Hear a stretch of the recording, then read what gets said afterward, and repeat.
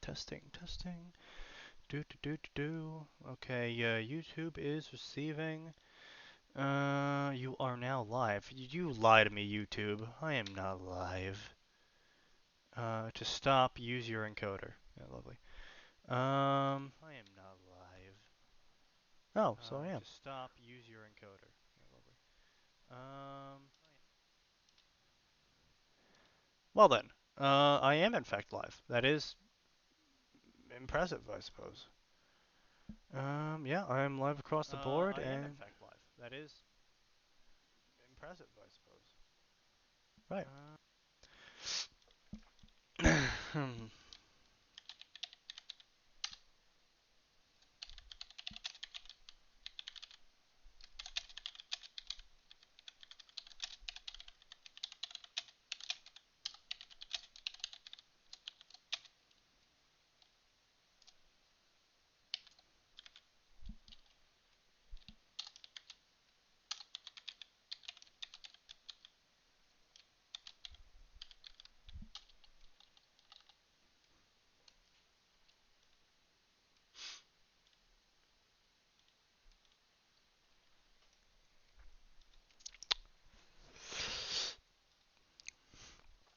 Do do do do do do do do.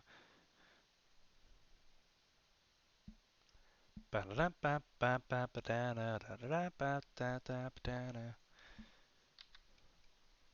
Da da da da da da da da. Boom boom boom boom. Ba da da ba ba ba ba da da.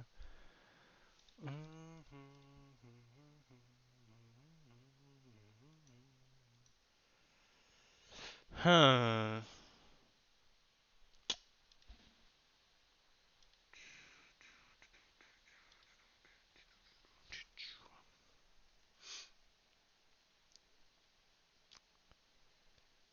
Bow ba ba da ba ba da ba ba ba ba.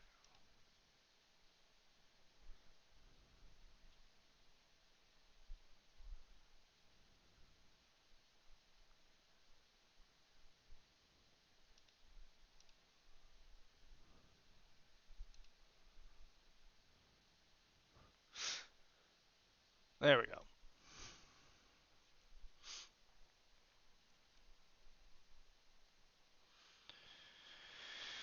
Oh boy.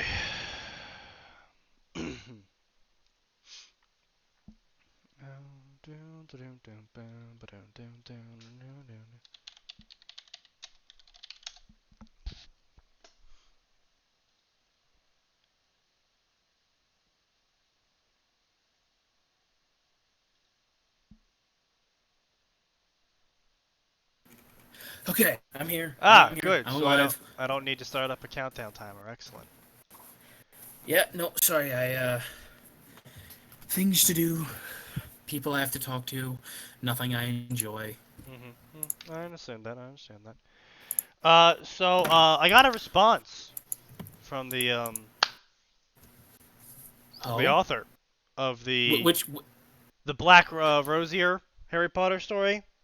Oh, another response? Yes, he responded to me tearing him a new asshole and apologized. Wait, wait, wait. Yep. What? All right. Since we are all here and the stream has been going for a little bit, it is only right and proper that we start I am off with actually so confused. professionally as possible as we professionally as we try to be on this stream, We which is try to not be at all. professional. Not in the fucking slightest.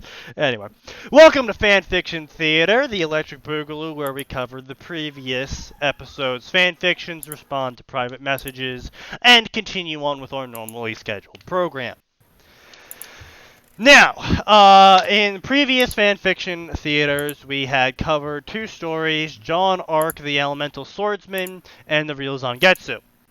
We will be covering those today, as well as a private message conversation that I had with an author of the Black Rosier Will Be a Potter story that I had covered previously in the last Fanfiction Theater.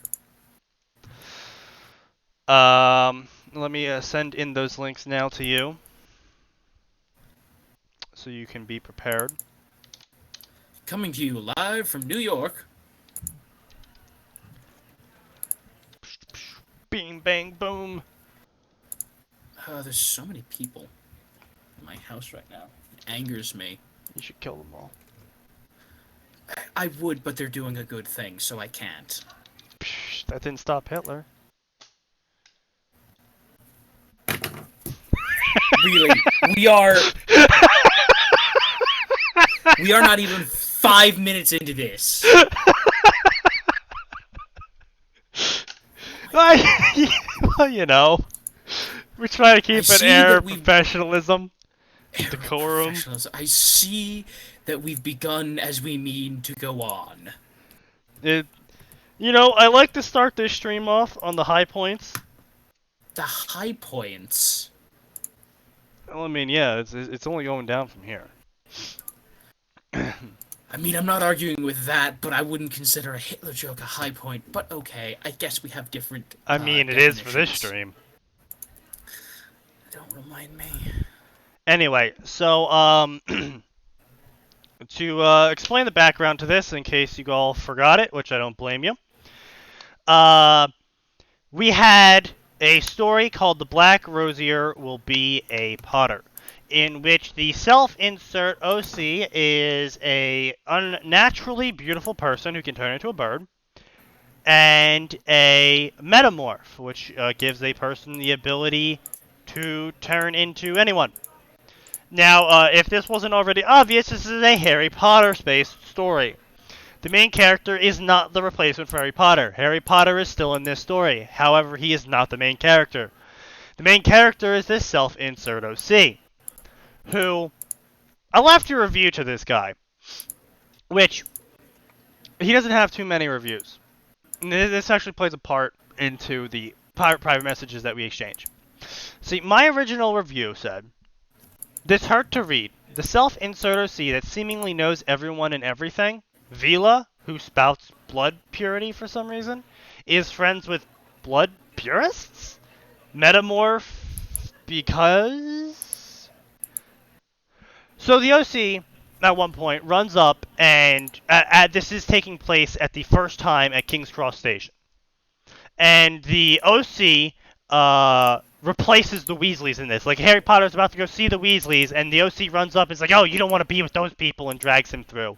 And then, like, babbles an incoherent mess at him, which the author doesn't even take time to say what she was babbling at him. She just kind of, they just were done, "Oh yeah, she babbled at him," and then she ran away.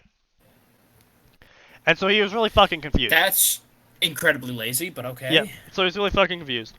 And then Harry Potter wanders off, goes and finds a compartment in the train, and then she finds him again and starts talking to him again. And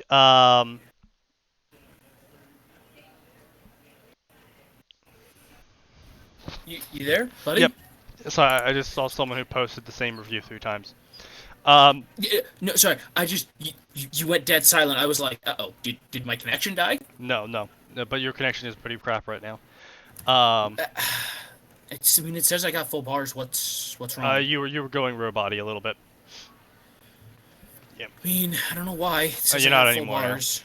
Okay. And so she finds him on the train, right? And the author skips over the part where he gives any backstory to this. And skips right to the part with, "And then I finished my story to Harry. Any questions?" And doesn't leave time to have Harry ask questions, because then Ron comes in, and she's like, "Oh my god, it's a Weasley. I can't be in the same compartment as a Weasley." And walks off.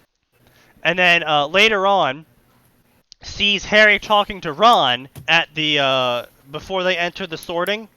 Before they do the sorting. And she's like, "Oh my god, I can't believe he's friends with a Weasley. How could he?" And I'm just sitting there like, you realize you left him alone with Ron, right? So obviously he's going to become friends with Ron because you left him alone with him. You didn't build on anything there. You're just like, fuck off, and then left. And now you're complaining that he's friends with the person who stayed and talked with him. And didn't just babble incoherently at him. But, whatever. And so I finished off the review with cease immediately. Now, again, like I said, this is important because in his PM, he tries to strawman me. So his response to this was, while I admit there a large moment in my story, your review makes even less sense. Takes deep breath. Here we go. She is a seer. It's an established canon fact in the Black family that they have different level of seers. Now, this is not canon, nor an established fact. Not once in the books, nor in the movies, was Fleur ever discriminated against. Not even when Voldemort took over, she was still accepted. That is bullshit, as we all know from Umbridge, who took umbrage with Fleur and yeah, Giants. I still hate them for that pun, by the way. Yeah, I know.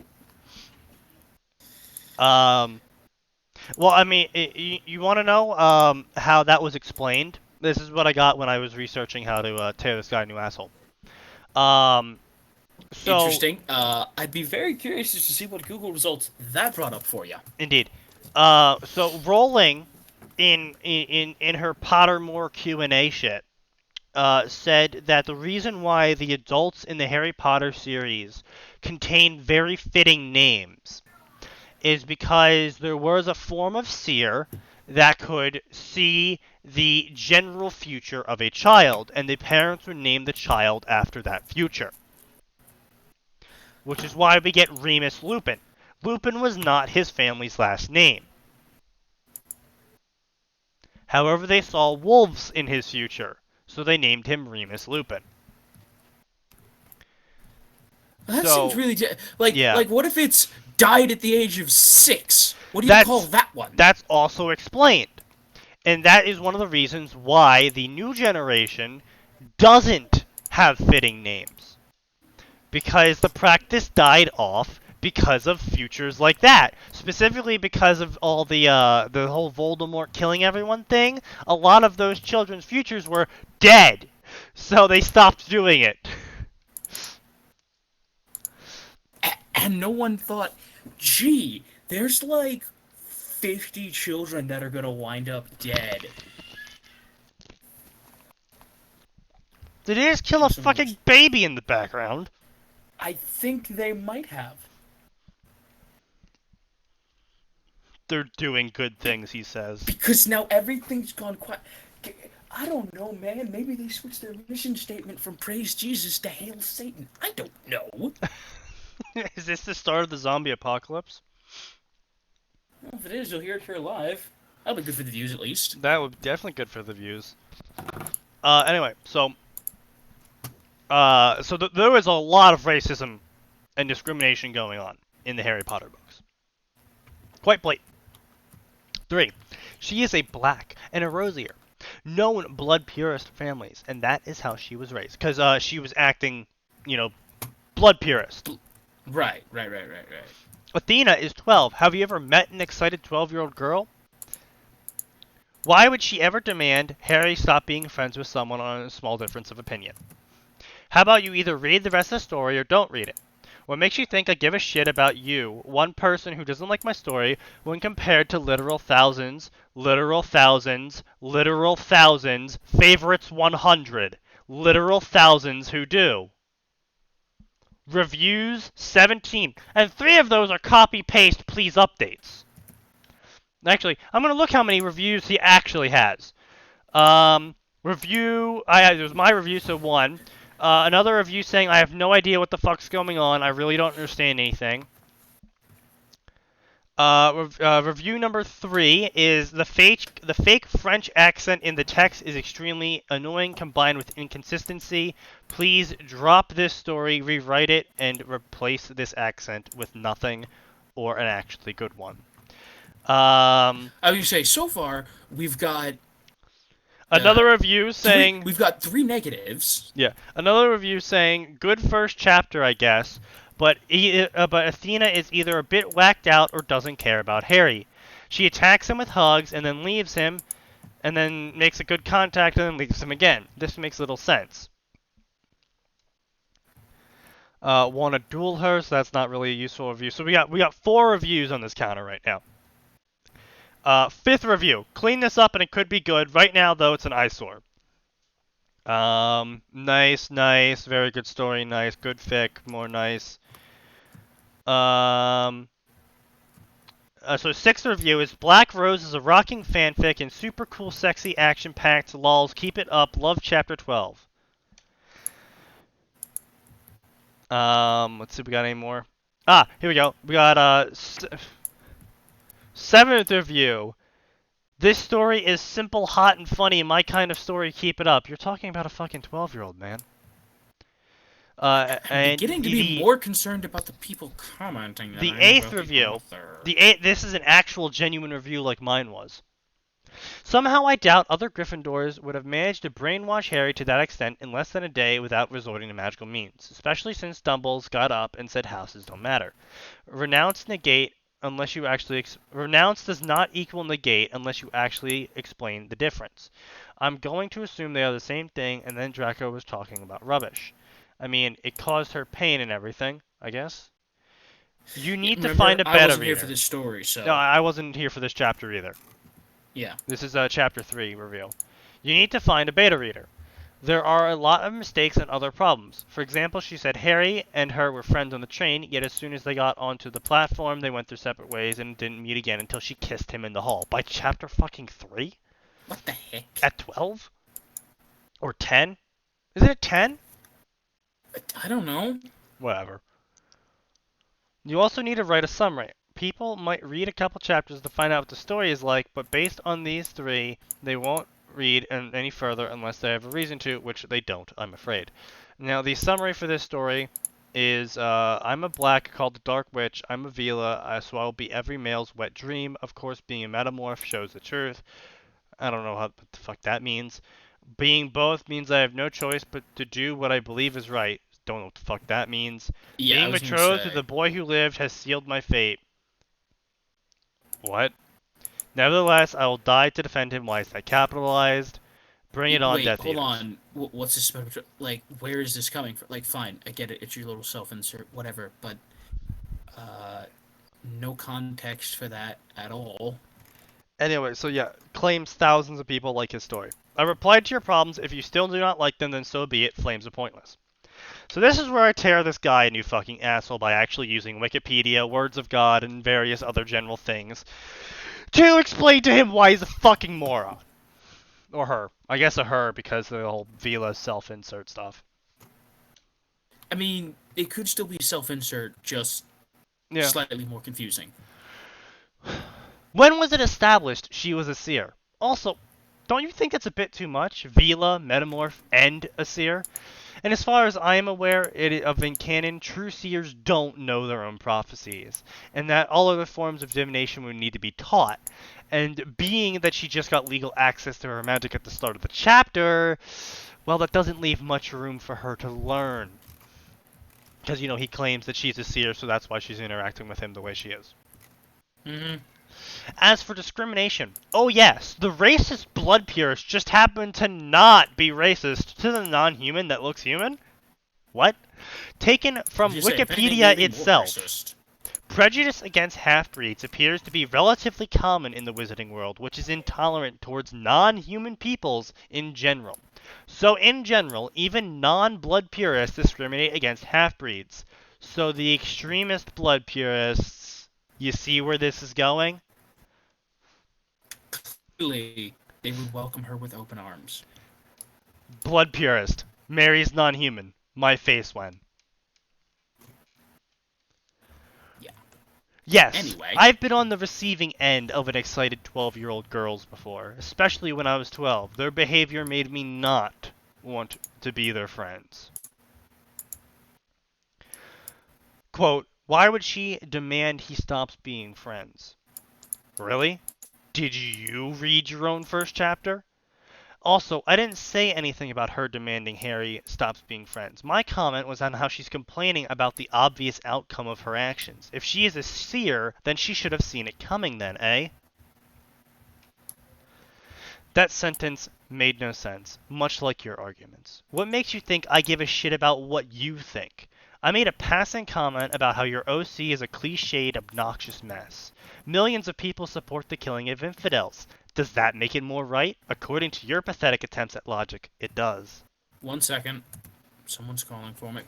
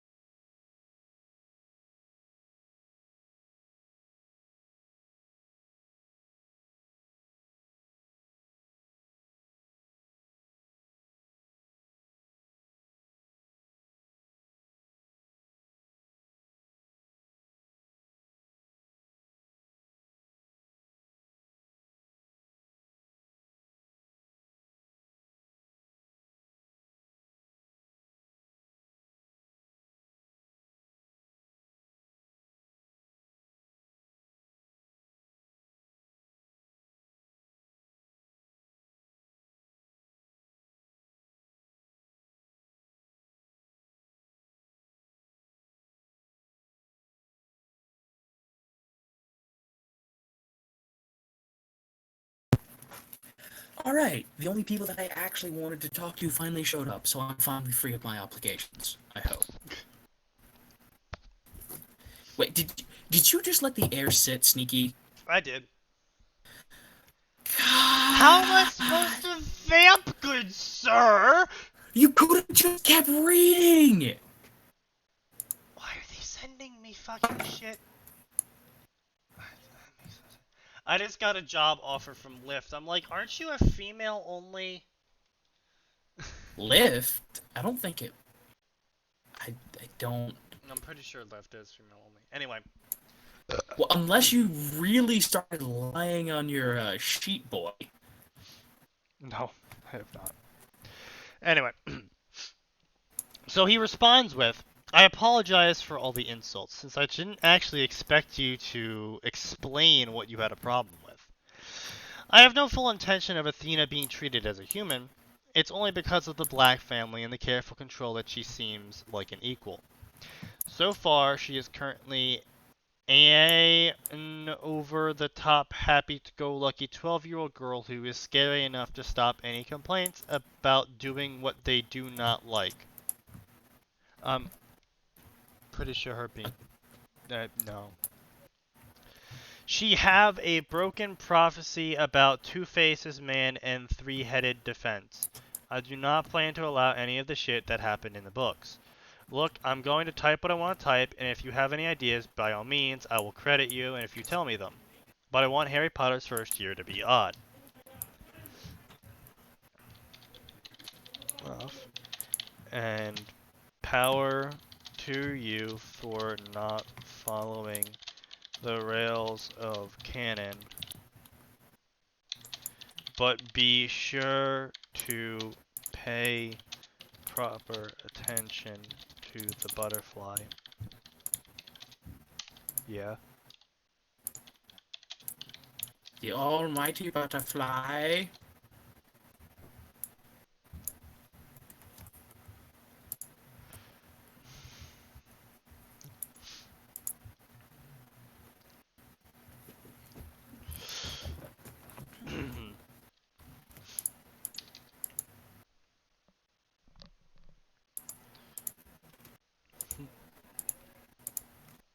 Yeah, I think that's the message I'm going to leave him. Fair enough, and power to you for not following the rails of canon, but be sure to pay proper attention to the butterfly. And with that... What do you say? Given the way things went, that's pretty reasonable. I just find it absolutely hilarious that I actually got him to apologize to me. I mean, I find it hilarious mostly because you're a generally unpleasant individual. And the fact that I basically just tore him a new asshole with that rant of mine. Yeah. I'm like, he's apologizing to you. Alright, this, I don't, Anyway, so we are moving on to Jean-Arc, the Elemental Swordsman.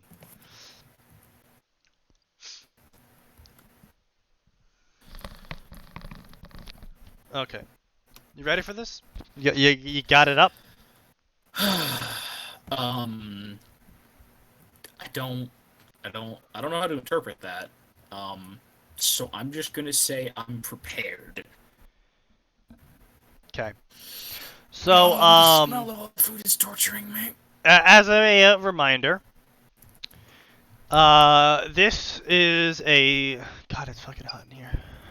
This is a story. I don't want to hear it. There are 70 people in my house. Ha. This is a story in which Jean runs away from home.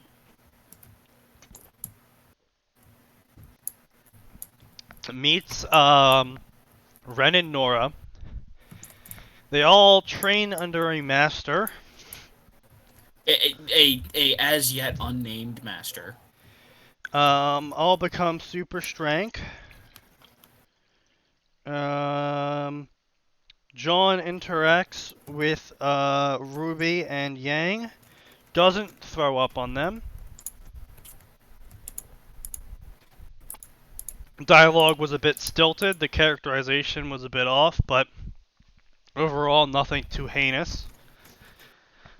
Anything else about this story? We were like, we're interested enough to see where this goes. Yeah, that's true, that's true. Alright, let's begin. It's like we didn't care much past that, but we're like, let's see where this goes. Not long after Jean got to know Yang and Ruby, they all arrived at Beacon. He told the sisters to go on without him, and waited for Ren and Nora to return from their adventure. They showed up not long after, and Nora regaled him on the adventure they had meeting their fellow classmates and finding her eternal rival. Sorry. And finding her eternal rival! Yeah. John looked at Ren for some kind of input, but Ren only shrugged. Either he was still irritated that John left him to the devices of Nora? Yeah, I guess. Or had absolutely no idea what Nora was talking about. Maybe both. Alright, come on you two. Let's see what Beacon has to offer us. John You know said. what? Let's not. Let's not see what it has to offer us. Let's all Just go jump home. off right now. John said cheerily before leading the three of them off the ship, and they all stopped to stare at Beacon. It appeared more like a castle than a school. John was about to say exactly that.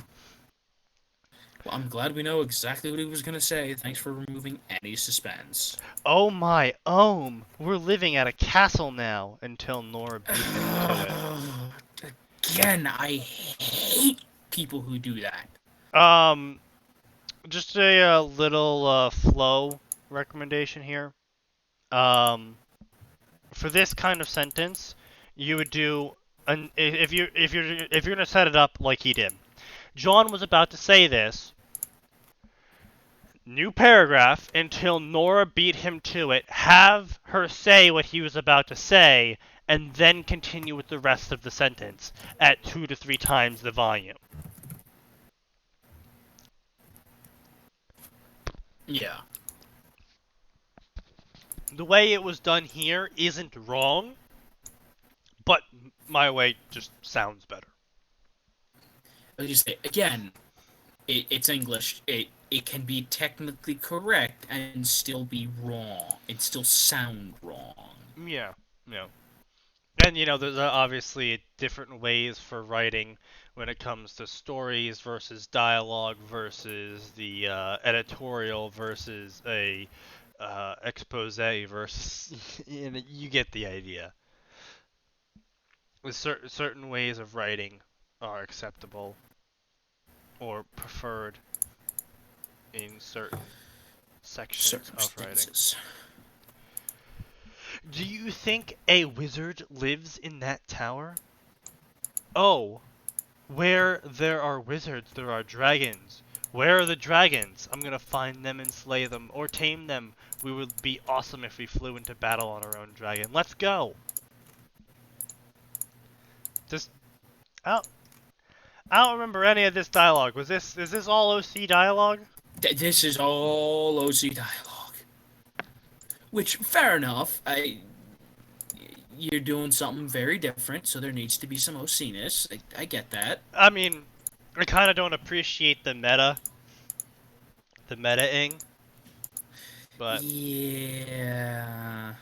I mean, I suppose like it's a bit forced, but it's Nora. I can sort of see where they're coming from. Yeah.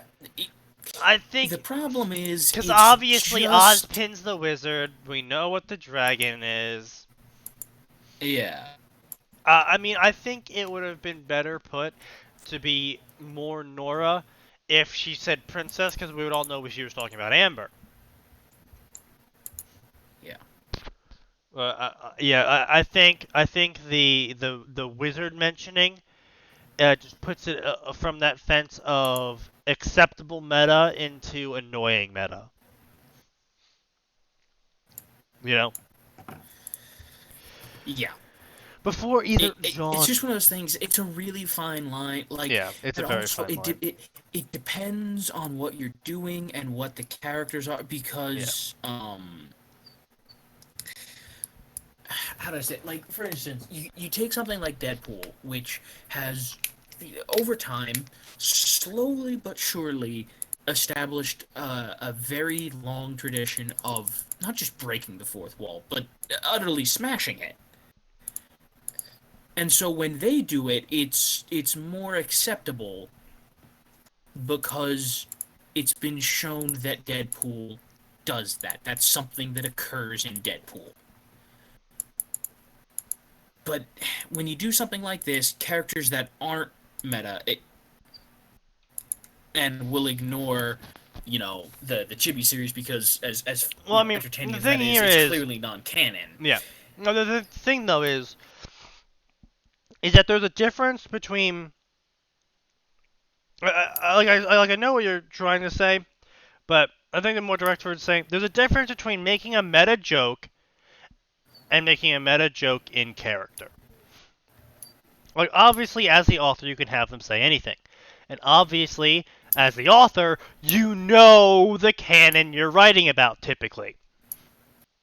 I was gonna say, yeah, and not only that, and then So, there's meta it's jokes, fine. there's in character meta jokes, and Yeah, then there's yeah. something entirely different, which Deadpool's a bad example because it's completely in character nowadays for Deadpool to break the fourth wall. Yeah. However, then there are It'd be fourth like if wall breaking. Wolverine made a meta joke about, I don't know, him having like him going like, what's gonna happen? Me having a clone daughter, or something like that. Like, that's not a very Wolverine thing to say. It's an obvious meta reference to X-22. Three, but yes. Whatever. I'm not a big comic book guy, but I know, that's why I corrected it. yeah.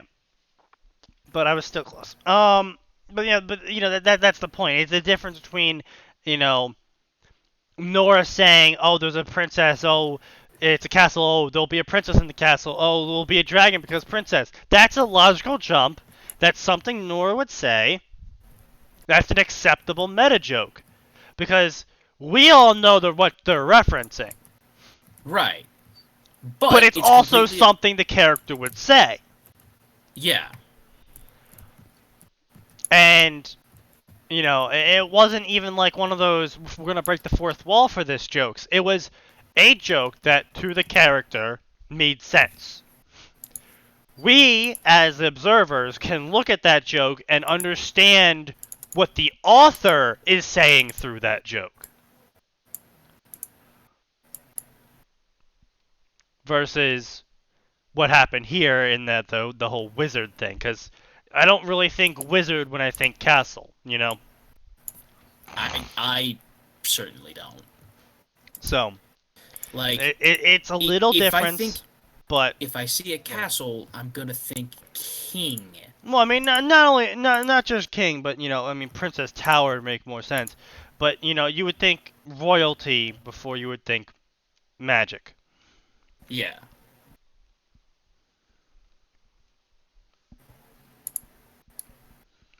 But I don't know. Let's keep going.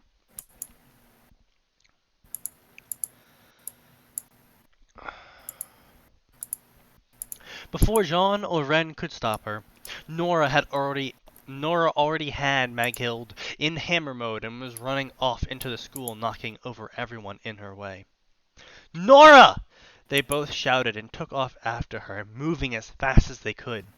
Halfway to the retreating form, Nora was not retreating, so that's not the right word to use there. Retreating form of Nora. Jean caught something in the corner of his eye. He quickly looked to see Ruby apparently being yelled. I was gonna say. Here's the side note. I understand what they're saying, what they're trying to do with the word retreating there, Oh, well, but as you obviously, said, yeah. It's just not the it right word. it's still improper. Retreating would be if she was running back towards the drop pad. Yeah, or when like you can use retreating when someone is running away from people. Yeah. Direction is irrelevant. Yeah, but she's not running away from people. She's just running to something. Yeah. As you say, the key difference here is she's running to, not away. Yeah. He quickly looked to see Ruby apparently being yelled at by another girl in white. He would have left it alone until he saw the girl in white thrashing her hand around and seeing a red mist forming between the two. His eyes widened when he realized what it was. Dust. Not stopping, he turned towards the two and kicked off with his aura to reach them. He appeared between them in a blur with his right hand extended. The mist of dust glowed red for a second before it all turned a dull white before it blew away. This is a situation. Oh, hello, Shinat100. Oh, hello. This is a situation where you wouldn't use before twice. It would be, before the dust, it glowed red for a second before it all turned a dull white and blew away. You Yeah. would not use before again. John sighed as he put his arm down and stood up straight. That was almost too close. He chuckled and looked at Ruby. You okay, Ruby? I would say that should be a comma instead of a period. Yeah. I mean, it's a that again. The period's fine. Oh yeah, yeah, but this is at a flow perspective. Yeah. Before she could respond, they were interrupted by a shrill scream. What do you think you are doing, you dolt? John turned around to see the other girl glaring at him. Now closer, he could see that she was a very beautiful girl, like an angel made of snow, but her attitude was a definite turnoff. Was definitely a turnoff, sorry. Yeah, I was gonna say it was just definitely a turn. He smiled at her and calmly stated, saving my friend and you, Snow Angel. You were Did we make? throwing around... Hmm? Shinat's asking, "This is cool. Did you make this? Did we make what, Shinat?" If you're talking about the story, no, we didn't make this. We didn't write this.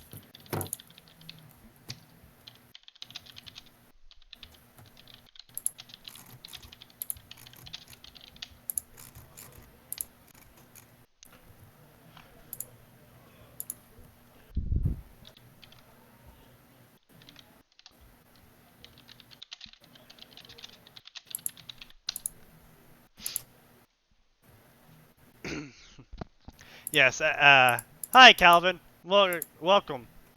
Oh, Calvin's Yeah, here. as Hooray. the title of this stream says, this is Fanfiction Theater 9001.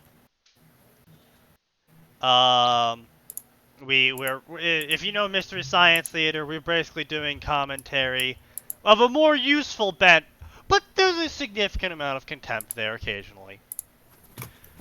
Significant amount of contempt. I mean, I make up for everyone else. Excuse me. Excuse me. I get plenty angry, sir. This is true. This is true. Anyway, as we were saying. You were throwing around some fire dust, and if I didn't interfere, you two probably would have been blown off the cliffside. She was taken aback. Not by the nickname or his bluntness, but by his eyes. So we're already starting the hareming. Got it. Oh, well, we lost Shinat. Ah, well.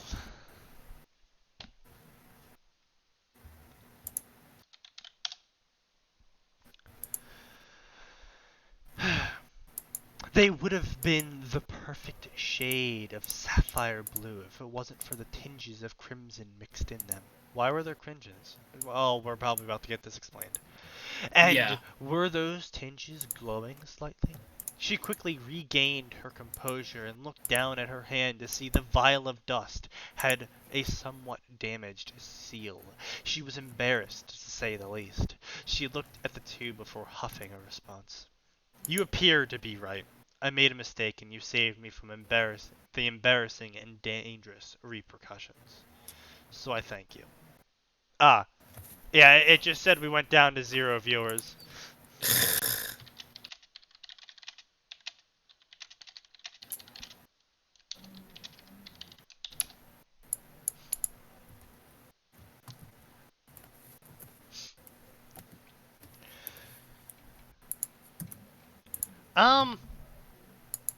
Is that a Wicey sounding apology?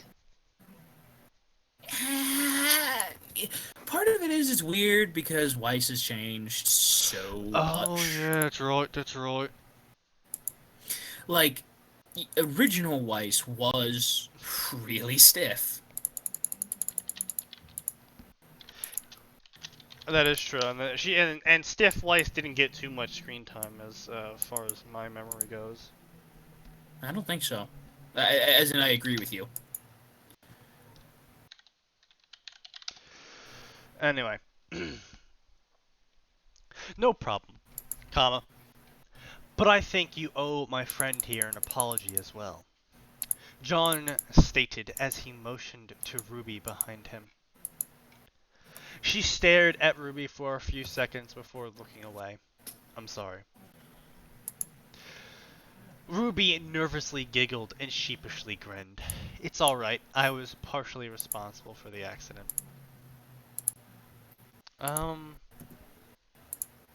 Again, he is writing these really mature sounding sorries, apologies for all these characters. Like, normally the dialogue from these characters are like decently in character, but all their apologies are just like hyper formal and mature, you know? I was gonna say, not what you'd expect from a bunch of amped up, basically warrior teens. Oh, I mean, especially from Yang, just giving a normal apology, you know? Yeah, it's like I don't Anyway, like you that's just haven't. us nitpicking because this story doesn't have any glaring friggin' errors. I was gonna say, yeah, that's what happens. That's what happens when there aren't glaring errors. We have to nitpick. Indeed, indeed. Ruby looked at Jean, who was looking back at her with a grin. She noticed the new red in his eyes before they disappeared, and she decided it was a trick of the light. Yes, because people's eyes just happen to glow red sometimes. Listen. You know, The the only light reason just hits eyes. them at the right way, and suddenly they're just red glowing eyes. You know, it's nothing. I was gonna say, Sneaky. Let you know what? Let's check the Codex Astartes. What does it say about suspicious glowing red eyes? I believe the answer to that is burn the Xeno heretic. Yeah, you know what? Oh, did Calvin disappear? No, You said we dropped down to he's 0 still views. here. Okay. All right, hold on. Let me check this. Let me see if the Codex Astartes. Keep going. I'm just gonna see if the Codex Astartes actually has an entry for red eyes. No, good.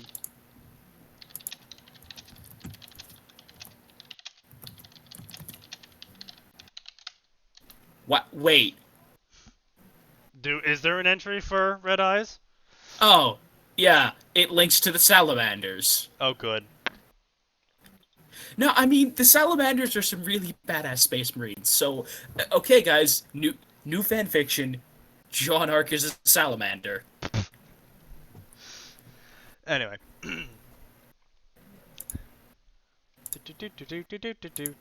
She silently mouthed. Mouthed?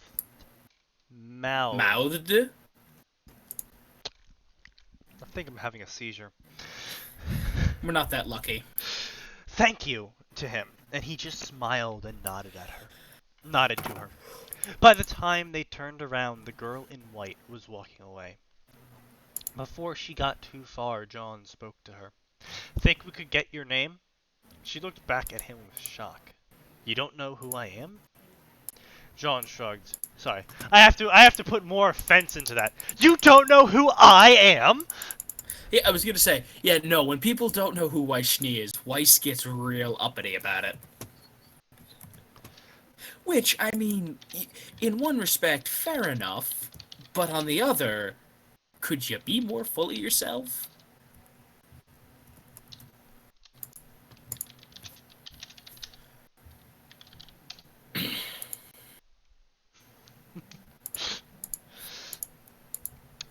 Sorry, no. I've spent most of my time training outside the kingdoms, so I don't keep up with recent events. Ruby chuckled at that.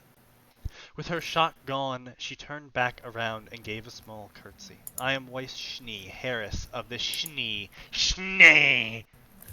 First of all, it's Eris, not Harris. Fuck you, mate. No! I say No! it how I You're want. You can say it how you want, but you're wrong. Yeah, fuck you. Sneh. Could you? Oh my god, you're so Jersey. Sneh. Dust Company. Jean made his own small bow. Jean Arc, pleasure to meet you. Weiss grinned at him. Likewise. Okay, no, no, no. Weiss is warming up to human beings far too quickly. Sneh.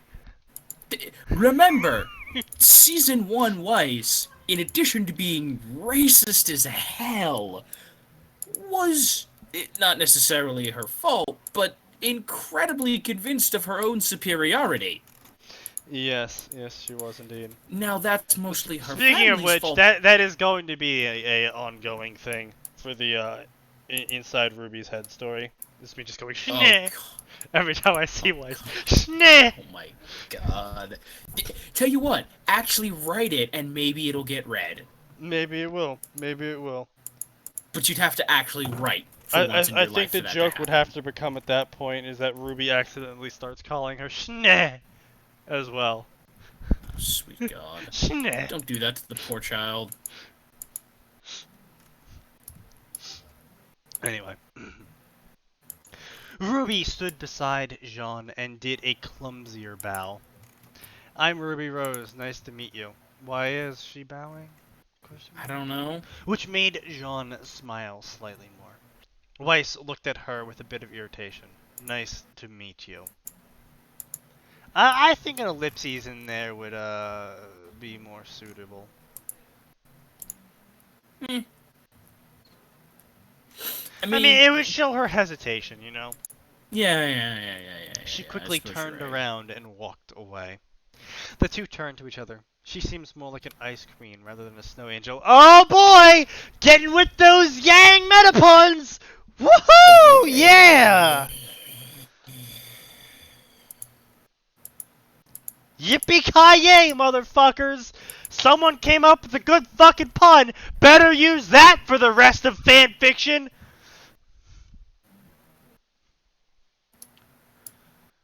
You finished yet? No, I'm never finished. So it is Emma Frost. I mean, yeah, it's Emma Frost if she stopped being an asshole like 20 years sooner. Huh, yeah.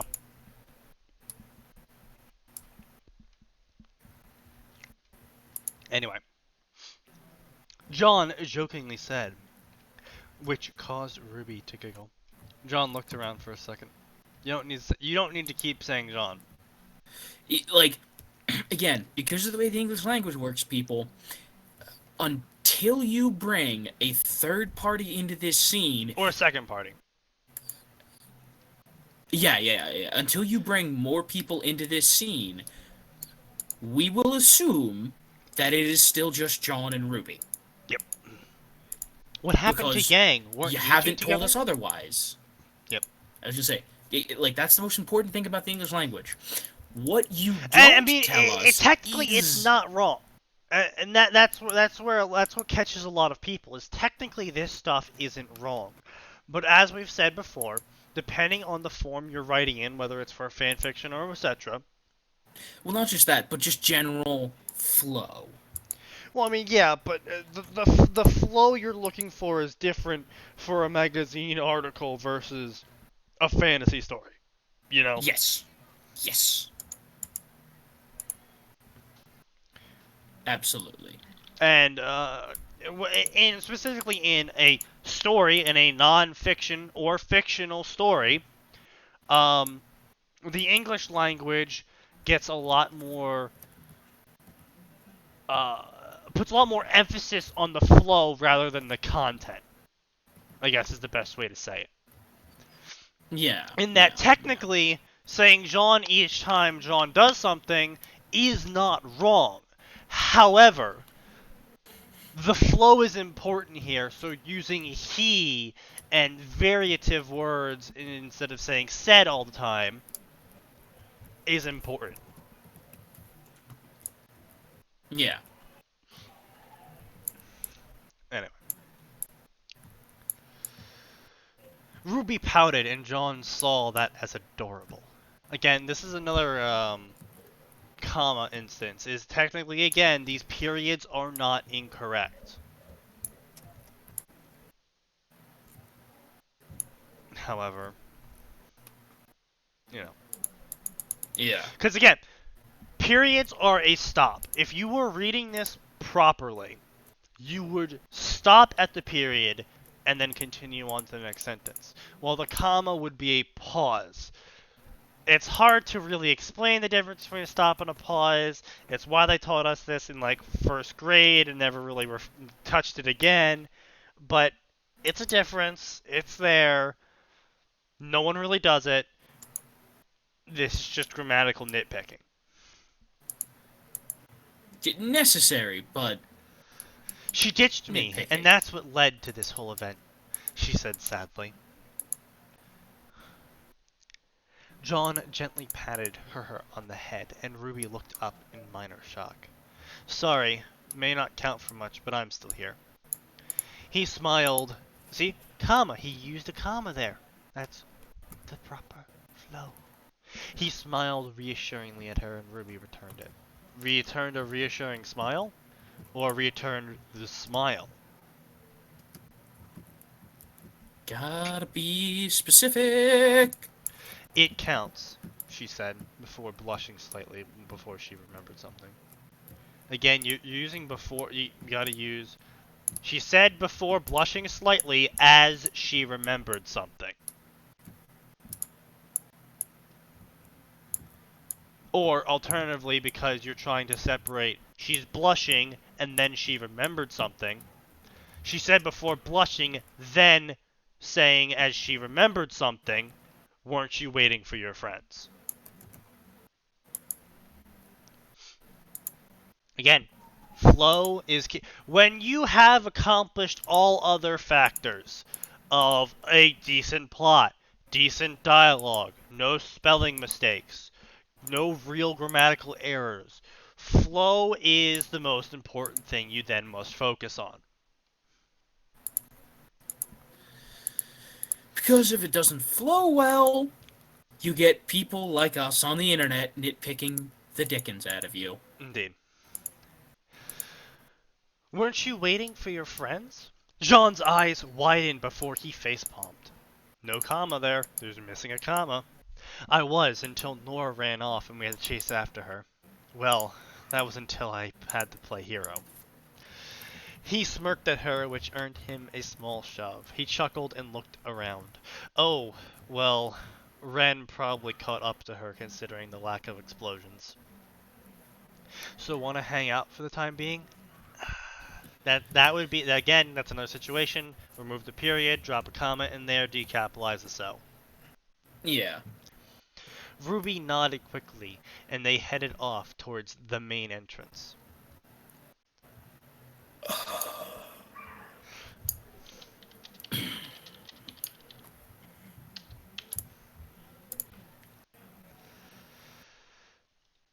Ruby noticed something on Jean's back as she didn't see until now.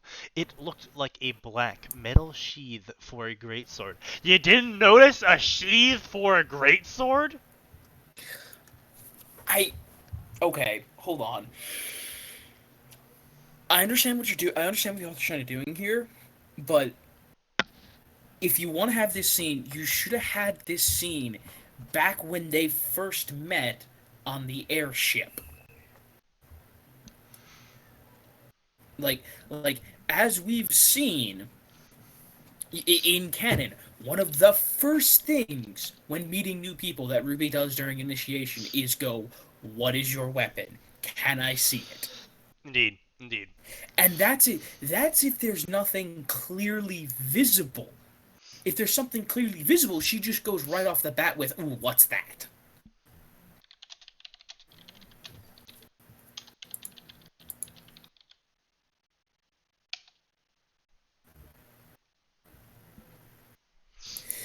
But yeah, like I understand what the author's doing, and that's fine. Yeah.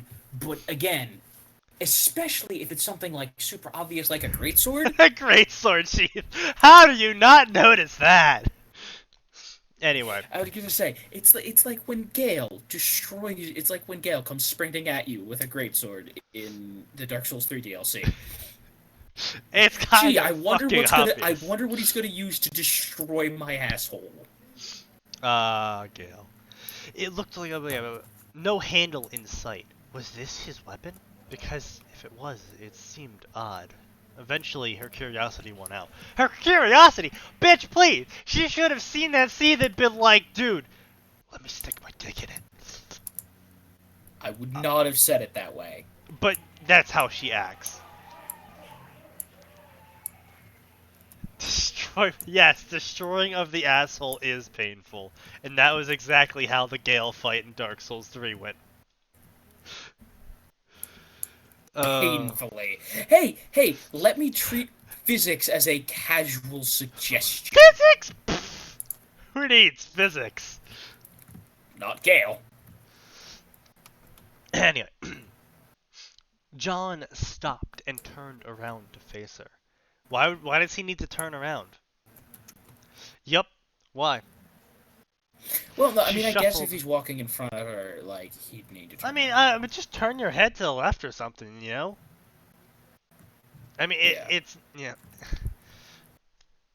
Maybe it's just me, but if something doesn't require me to stop and I actually have to get somewhere and the person's walking next to me, I'm not gonna stop and turn to them so I can do dialogue like I'm some fucking NPC. Yeah, fair enough. She shuffled her foot nervously. Well, it looks like a giant sword, but it has no handle. Doesn't really make sense to me. I'm sorry, that sounded wrong. I'm just a weapons nerd. No, no, No! no, No! no. That is a legitimate question! Hey, Jean, you seem to have a giant fucking sheath on your back, but no weapon in it. Is that your weapon? Yeah, it is my weapon. Well, it's a bit weird. With the, the missing weapon. I'm curious. Do you just do you kill them with curiosity? Is this a cat thing? Is the anti-cat? John looked at her. Oh, she looked down at the ground dejectedly, as if John was going to make fun of her or yell at her for insulting his weapon. It's again, it's like if you see a Jedi's lightsaber for the first time, and they're like, "Yeah, don't worry, we got this," and he's holding the fucking handle, and you're like, "Dude, nothing against you. What the fuck is That's a that? metal stick.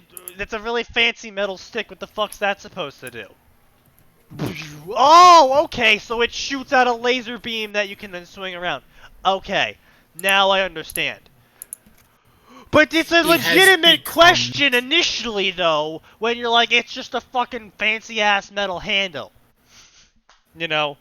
If there is no weapon there, or no handle there, there's a legitimate question of where is said weapon or handle.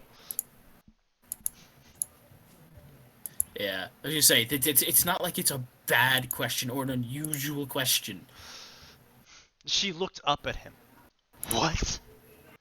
He just smiled at her, and he raised his right hand and closed it into a fist and spun around for Ruby to get a I look at take his my back. left hand and I eat a potato chip. With this left hand, I will grab my future.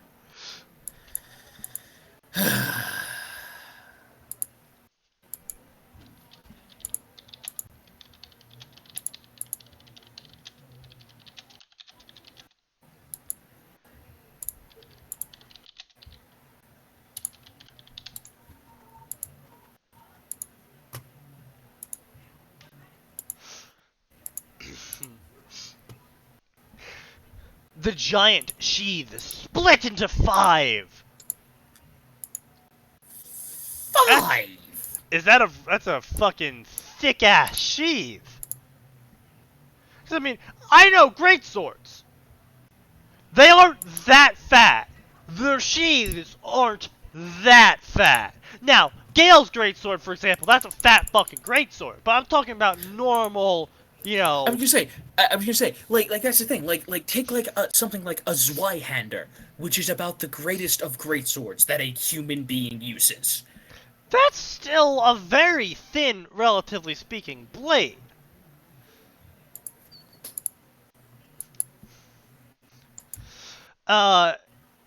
So, this sheath has gotta be fucking thick as shit. Yeah. The giant sheath split into 5. The 2 on the outer edges folded out to a 45-degree angle. So, okay. They split out like that. So, oh my god, you're I was about to say, oh, I know what this is. I know where he's going with. He does the whole dual-handed, taking it off the back. That doesn't fucking work in real life! Sorry, guys. Doesn't work like that.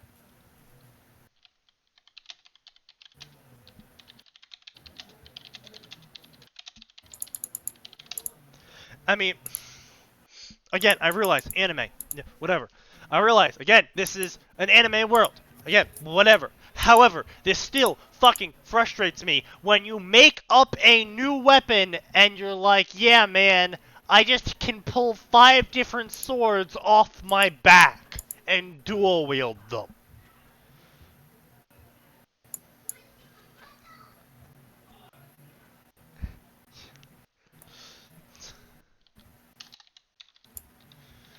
Hydra sheath.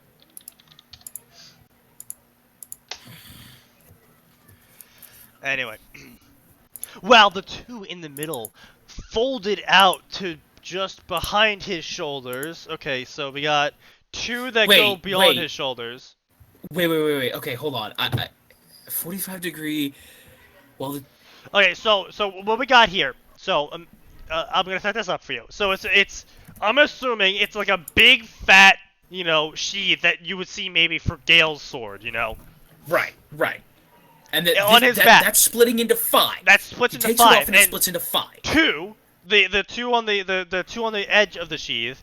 Those sheaths go off to the side at a 45-degree angle. So it's the classic, Kirito, I guess you could say, as the most recent example, dual wielding sword position, right? Oh yeah. So the okay, X, and then the next 2 are the like the assassin, right. I guess you could say, mode where they're right behind his head. I was gonna say the stupid ninja mode. Yeah, they're right behind his head, and I'm guessing the final one pops up or something. No. Okay, so Sneaky. No. He's got an X, and then he's got an X, and then he's got 2 on his shoulder blades, and then a third one on his spine. And then the third one on his spine. That's what I'm saying. It's the ninja. It's the ninja, like directly straight down, directly over the. That is so unbelievably stupid. None of those are physically capable.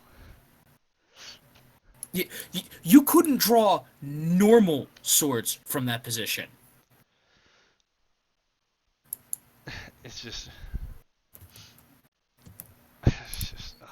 Like again, a human being could not draw normal weapons from that position. Now, even if this is if it's like a great sword sheath that's splitting up into 5 normal swords, not a single one of those can be drawn by a human being, unless unless like the only special mechanical component of this sheath. I don't know why I kept saying side of this sheath is like when you start pulling it back, like part of the sheath like retracts away. Then you could draw that over your shoulder. The problem with that is your opening strike would be almost useless because you're going to be opening with the flat. Yeah, see, the problem here is on a compaction level, where it's storing this. Like, he says great sword sheath. And so in my mind, it's either a really fat sheath or they're very thin blades that aren't great swords. Like, they're maybe hand and a half or bastard swords at that point. But again, even if they're hand and a half or bastards, no human being can draw those without very specialized No, but sheaths. that's not even my point there. It's like they're not great swords anymore from just a compaction. Like, you can Oh, get a lot right. with folding shit in, right? But you're not gonna fit 5 great swords in the same space as one normal great sword unless something is smaller. So unless the blades are smaller or thinner, or like Yeah. either the sheath is really fat, like shield fat on his back, or these are not great swords. And by the fact that he, as far as I can tell, hasn't said traditional straight edge shorts. Okay, so they are traditional straight edge short swords. Okay, so that Okay. was right. He did make them significantly smaller to make up for the lacking room. Which is that's good, but it's still not overlooking the problem of no human being can use these.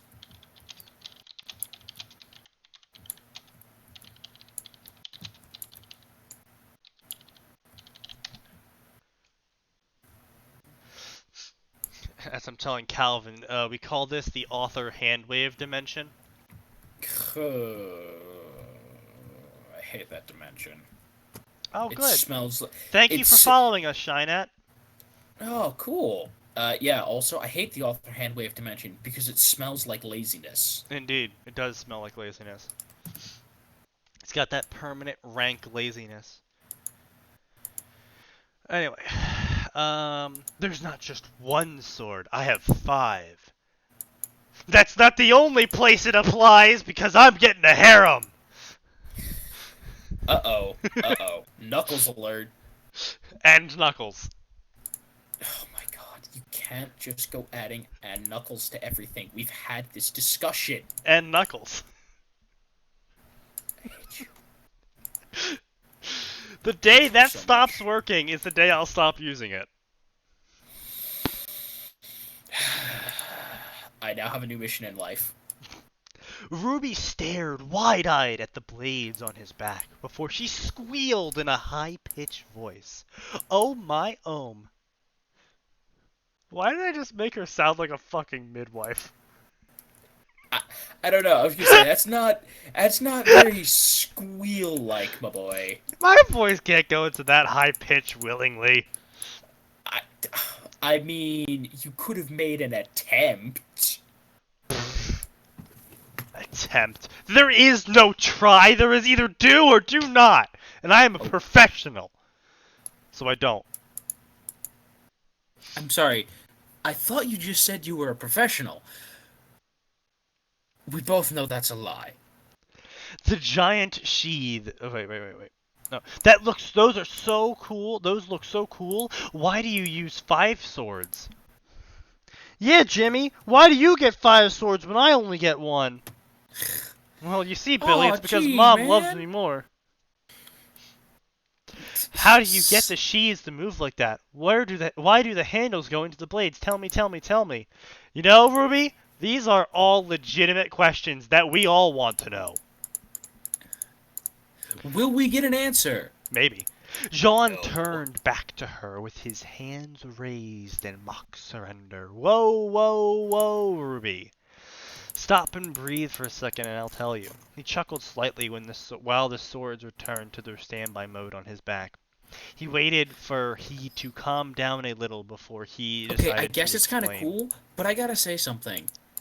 That's really dumb. Like, you're a huntsman. You need to be able to grab your weapons at a moment's notice.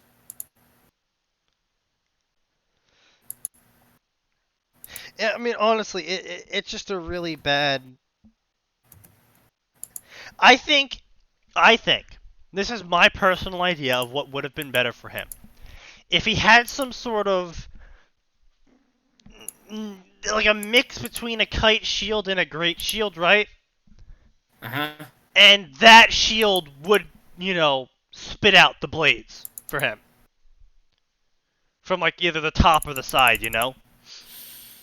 And Yeah, so a yeah, yeah, majority yeah, of the yeah, yeah. shield would be just, the blade sheath, but he could then use it as a shield, and it would be giving him easier access to the short swords for whatever situation he needs. It's better than this weird-ass sheath on his back that takes time to wind up and recompact, and also really awkward sword removal. At a moment's when you gotta remove swords at a moment's notice, stretching around and trying to get the right angle to remove them isn't exactly the best. Isn't the best. Try the absolute fucking worst. Anyway, he waited for her. I use 5 swords because each one uses a different kind of dust I use to help fight. So why not just use different kinds of dust? Why not just do what Weiss does? Okay, no, to be fair, Weiss has, like, revolver cylinders. Well, still, it's a good way to apply dust to a fucking sword. I'm not saying it isn't. I'm just saying hers is proprietary, I guess, for want of a better term. Didn't she come up with the revolver cylinder on her own? I mean, even if she did, like, that's the thing, like, she did that by herself. Well, I mean, everyone does. Supposedly, according to Ruby and Yang. Right. And so, at one point, every hunter has to go when making the weapon, how do I apply multiple dust to this? And all the hunters, besides John in this story, went, I know, I'll make different bullets. I know, I'll make cylinders. I know, I'll make injection cartridges. Yeah. But John's like, ha! What? Saving space and time and maintenance and money? Who needs that? I'll just make 5 swords, because apparently I'm fucking Gilgamesh. I would have said Zoro from One Piece, but yeah. Well, I'm talking about the cost aspect. Oh, yeah. Mm-hmm. Hey, there's a magical girl timing in place. Yeah, I mean, fair. That it could be that. It could be that. Maybe that's his semblance, you know. He's got magical girl powers in terms of his enemies allowing him to get his sword. Hey, there you go. Write that one for us. John Arc, magical girl. John Arc, the magical girl. The most magical of girls. Indeed, indeed.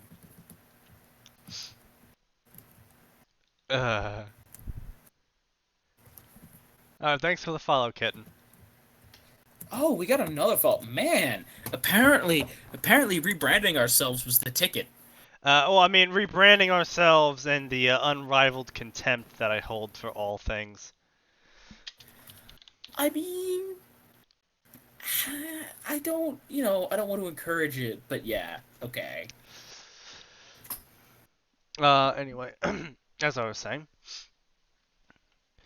the servos on the outside of the sheath respond to both of my gloves. Oh, so we're going into a Mass Effect tech power scenario. Oh, I would have made the Iron Man joke, but yeah. Well, I mean that was the most popular fan theory about how exactly tech powers and biotics worked. Like, okay, so I have to do a certain position with my hand, a pre-programmed position with my hand for the suit to detect it, or, for biotics to be like, okay, this is the position, push. Just linking memetics, Yeah. So, because I'm bringing this up because I remember a funny story. In this author wrote a cracky one-shot story about how in Mass Effect 2, when you got rebuilt, you could become a new class if you imported your old character. Uh-huh. And so they were telling a story about how an engineer Shepard from Mass Effect 1 got rebuilt and biotics were added to him. Uh-oh. And so he's, making various hand movements like move forward and shit when talking with other people, and like bionic warps just starts shooting off. He's like, God fucking damn it! He like accidentally bionic pushes himself right in his face, and like just general. I'm sorry. I just imagine accidentally Bionic throwing Udina off the Citadel. Oh yeah, no, like. Oops. No, like it was absolutely cracky one shot of like shit just going wrong because he keeps making different hand motions, which is triggering the mimetics that were programmed in to activate his biotic power. Why did you do this to me? Biotics are incredibly useful. I just killed a shopkeeper. No, it was great, but you know that's what I'm saying here is you don't. He found it absolutely useless in combat, and that was as a ranged person, you know. Yeah. Ah yes, I have these sheaths that are servo powered and shit, linked to my gloves, because it's not like I use a sword in melee. Oh wait, that's exactly what I use. Oops.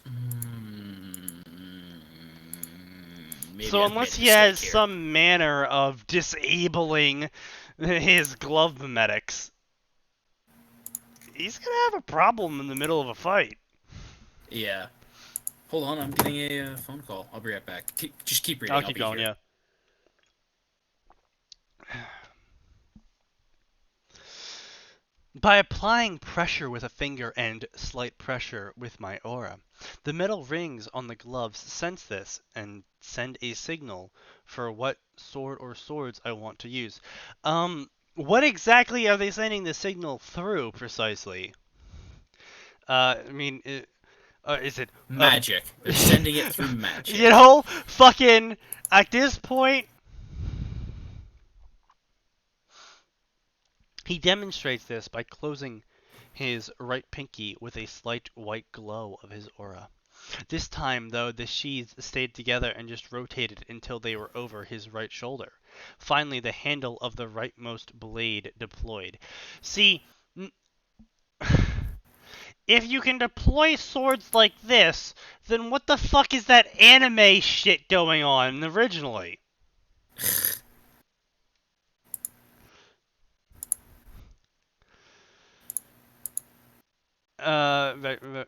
Finally, the handle of the rightmost blade deployed. The handles go inside to make it easier for me to draw a sword without the others getting in the way.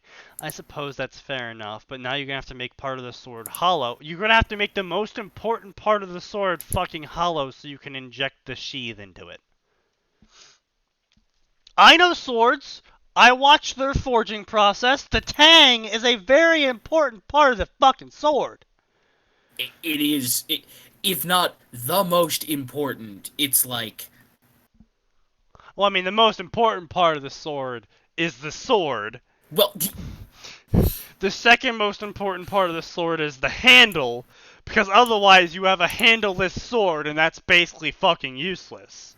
Kingdom Hearts. yeah.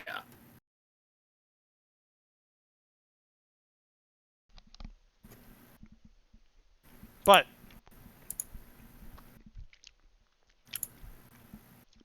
ignoring the blade aspect and the handle aspect, the tang is the most important part of the sword. Yeah.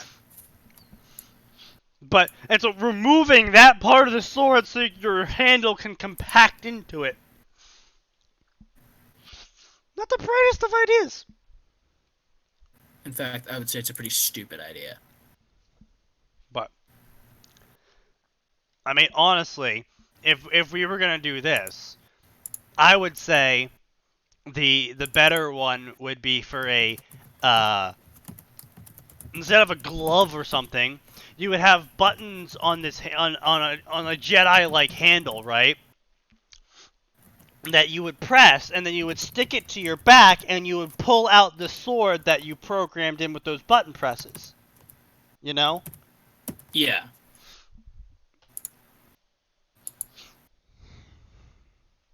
I mean, obviously you could have a second handle if you wanted to pull out two fucking swords, but, you know, that still makes more sense than removing the tank, because you're only usually In most scenarios, you're only going to be using one sword. Maybe two. Also, keep going. Remind me to bring up a very important point about dual wielding when I get back. I'll be right back. All right. So as I was saying, usually you're only going to be using one sword. Usually. Most people aren't ambidextrous enough to use two swords, and even if they are ambidextrous enough to use two swords typically aren't used for good reason. One of those being that you have basically no defense. The other reason is that it is far harder for maneuverability, and frankly, why? You're sacrificing a lot for more or less a barely useful increase in offensive ability. There's a reason why there weren't historically many dual-wielding sword users.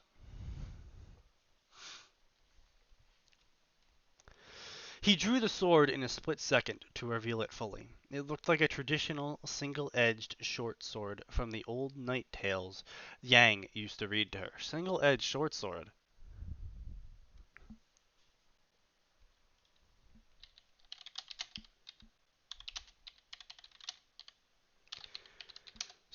Um,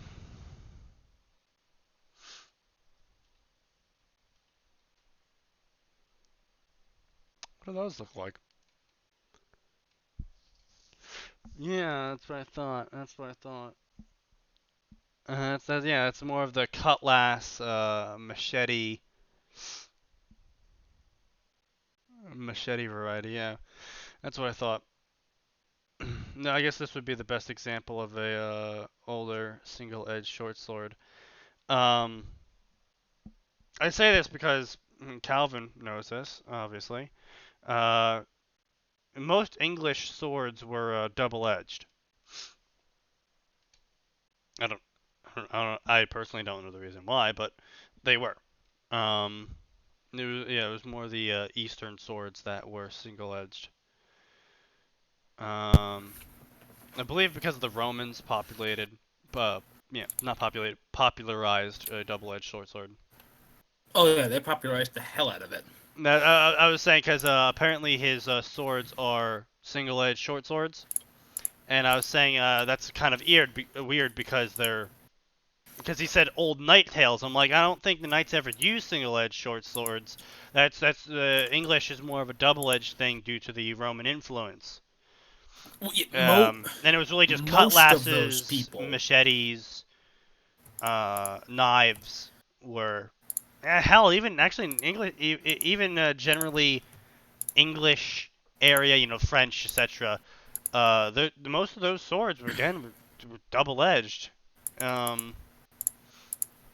know it's very rare. Single-edged swords were pretty rare actually in the European area. That was more of a the Middle Eastern. Well, and part of it has to do with the availability and the quantity of the metal too. Like, yeah, that's true. Making a blade on one side, planning to have an edge on only one side, simply takes less metal. Well, I mean, not only that, the European way of fighting was a lot more brutal. Oh God, yes. Europeans were angry, scary motherfuckers. Yeah, I mean, you look at the Eastern swords, China, Japanese, etc., and they're very skill oriented, very artsy. Not to say that European swords weren't artsy or skill based. They just were a lot more utilitarian and brutal in their usage. Yeah. It was meant more for the common man to be able to pick up a sword and swing it around no matter which way he picked it up and still kill people in a brutal battle royale. Very little skill involved. On top of that, English. I say English because that's the most popularized, but European's the real one.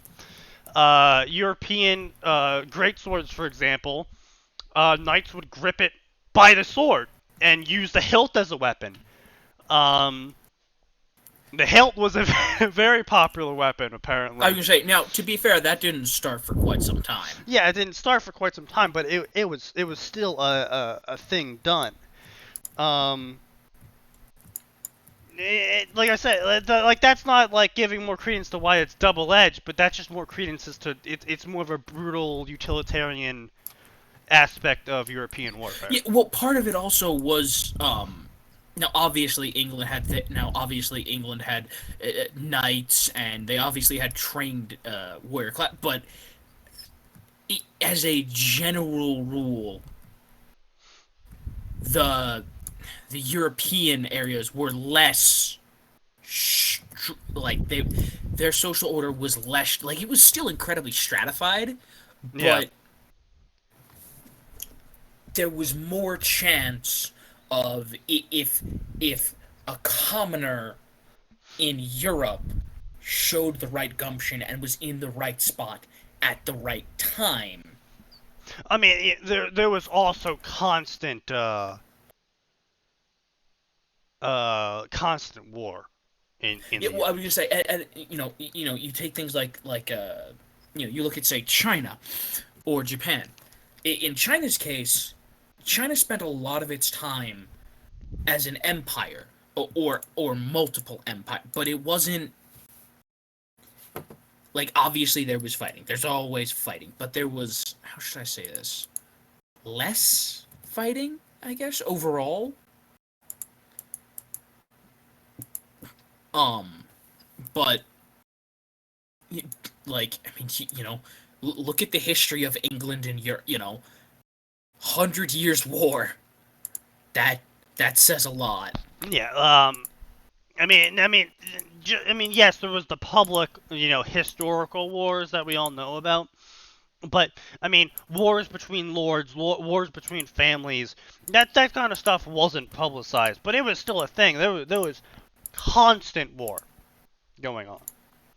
I mean, there was obviously quite a bit of war going on during going over in Europe and Japan, but part of the nature of it was there was a lot less people, at least in Japan. Not only that, in Japan, um, there wasn't much because of the isolationism as well, due to being on an island that was very far away compared to Britain. Um, there was very little new ideas coming in. Their culture had already built around a sort of an honor system. Um, sort of, like I say, sort of. Sort of collectivism, sort of honorary. Um,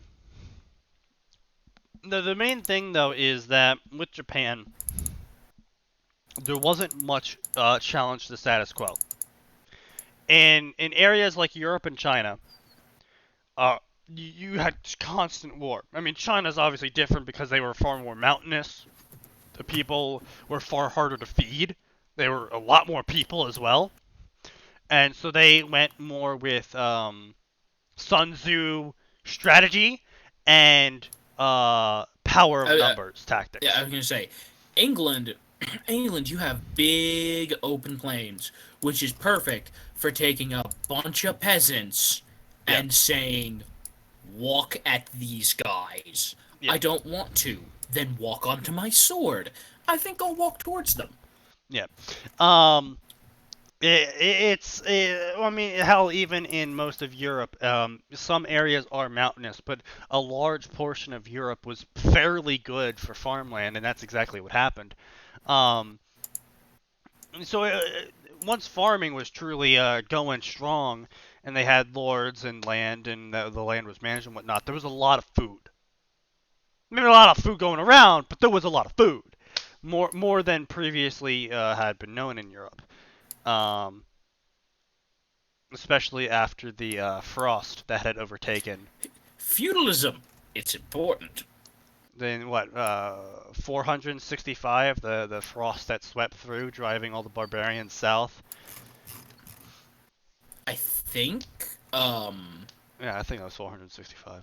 It was Yeah. around that time, basically mass frost taking the lands and making it very hard to cultivate the lands, and ended up driving the various non-Roman barbaric hordes down towards Rome, in which they eventually sacked and looted. Yeah, it is returning. The feudalism is returning. This is true. If Oh, wait. We're bringing feudalism back. in Europe, yeah, no, it's yeah. I Oh, mean, yes. militia groups are Yes. forming around towns, and they're starting to take their security into their own hands. It is not. It's not pretty. Yeah, And that's all we're going to say on that for the record. yeah. But anyway, we're getting a bit off. We're getting a bit off. So let's continue with this A story. bit off. We have rabbit trailed so hard. Yeah, pretty much. Anyway, moving on. Yes, moving on indeed. Okay, where Swords, 5, right shoulder. where were we?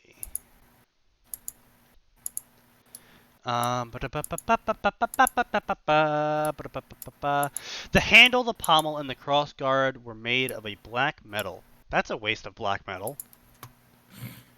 While the blade was a silver metal. So silver, iron, steel, Damascus. What? Uh,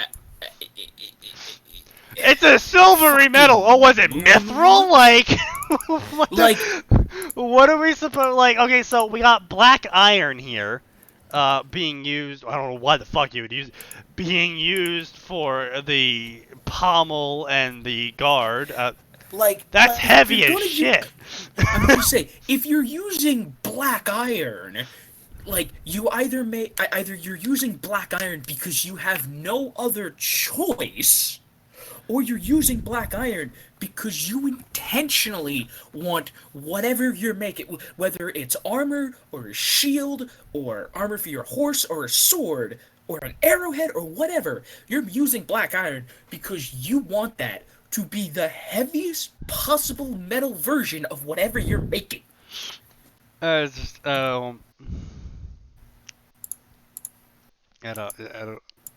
Why? I mean, I could see making the tang, out of black iron to give your sword more weight when you're swinging, Yeah. but the pommel, the crossguard, what? That's gonna Like, fuck again, up the balance of your sword so much. like, or unless you're like, unless you plan on using the palm, unless you're using what was it? It was what European swordsman did it, Sneaky? The ones who the traditional grip was one hand on the hilt, the other hand on the fucking blade because you have an armored gauntlet. I don't know who started that, but that did become a trend.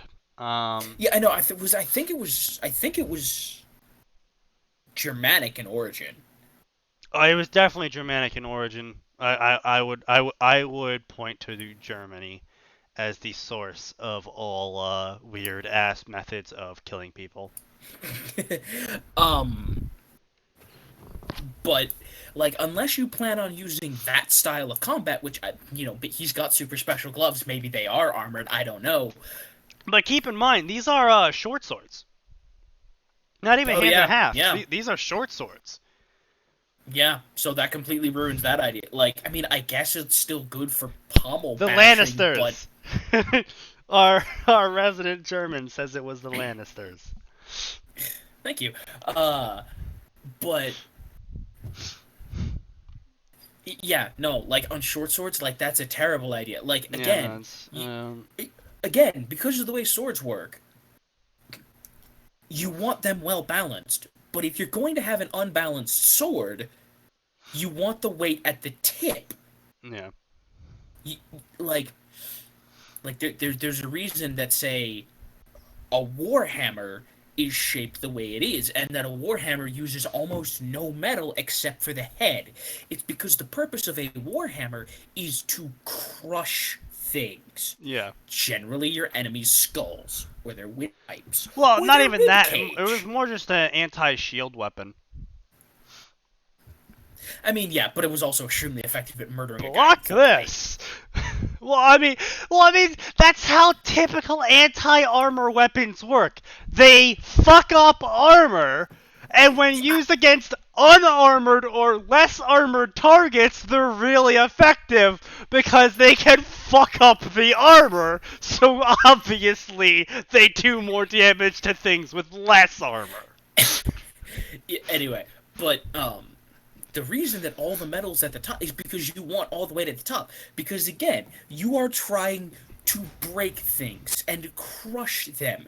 So you want as much kinetic force impacting the enemy over as small an area as possible to deliver maximum pain.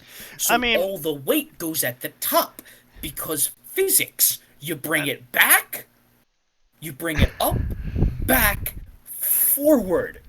Mother Nature and Isaac Newton will do the rest. I'm no sword expert, but I do know a little bit about English swords.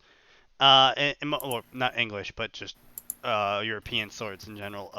They made a soft metal interior, soft iron interior, to give it more of a spring, while they made the harder, more brittle metal be the edge.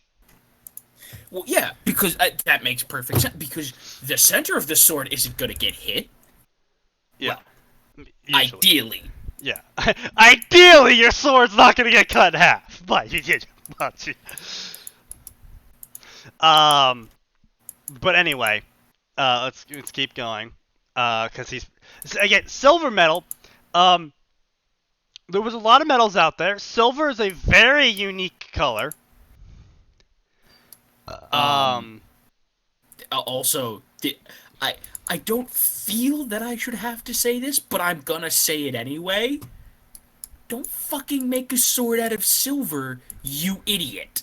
yeah. I mean, see, the thing is though, is forged iron, forged steel, and silver are all very distinct in their coloring. Oh yeah. Um, if you're describing a blade as silvery, we're going to assume it's silver, as silver metal. Because it's a Damascus steel is a very distinct form of steel, forged steel. But just steel in general, people have a general idea of what that looks like. Um, you know, if it's not made of steel, as you've so described it, because you said silvery metal, so it's clearly not made of steel. Is it silver? Do we have a black iron sword made of silver? Like what the fuck is this? The broad side of the sword had what appeared to be a circuit-like design on them, glowed yellow along with the edge of the blade. So it's a nano laser sword as well? Ruby just stared. Magnets! How do they work? Checkmate, atheists! Ruby just stared for a few seconds with wide eyes before she closed the distance between them in a rush of rose petals. I and was completely just forgot we were reading a story. and was just examining the sword, gloves and sheaths. Cool. You must have put a lot of work into them. George Lucas will sue someone eventually. She said. You're telling me. Wait, you're telling me that No Neck Bastard hasn't yet? Probably because he sold the rights to Disney. Disney's gonna sue somebody. John sheepishly scratched the back of his head. It took some time to design properly. Took me the better part Probably of a because year. you wasted a bunch of time in metal. Yeah. Took me the better part of a year to get it right, especially because I added more swords. John, John, we need to have a talk. we need to have a talk. You can't just add more swords, boy. You can't just add more swords! John! You can't do this! Your mother and I are worried about you. The one I'm holding was the first one I built. We can tell! Black iron handle. He looked down at it with a small smile. I named her Raikiri.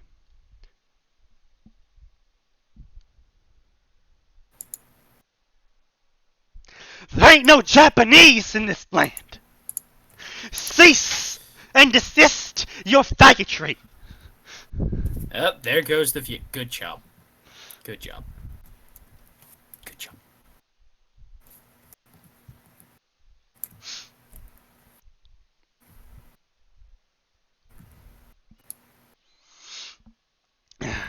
Anyway.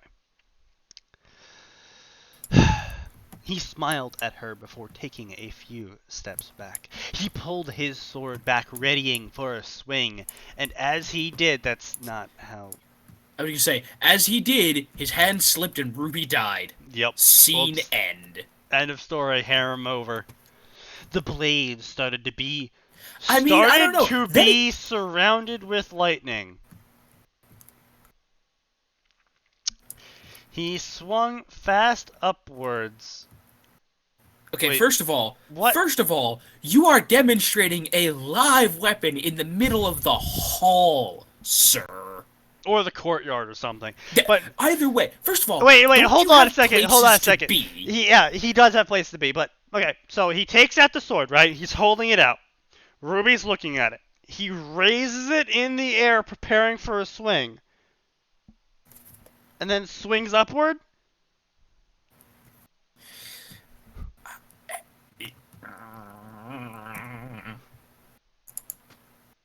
How would you even do that with a single-edged sword?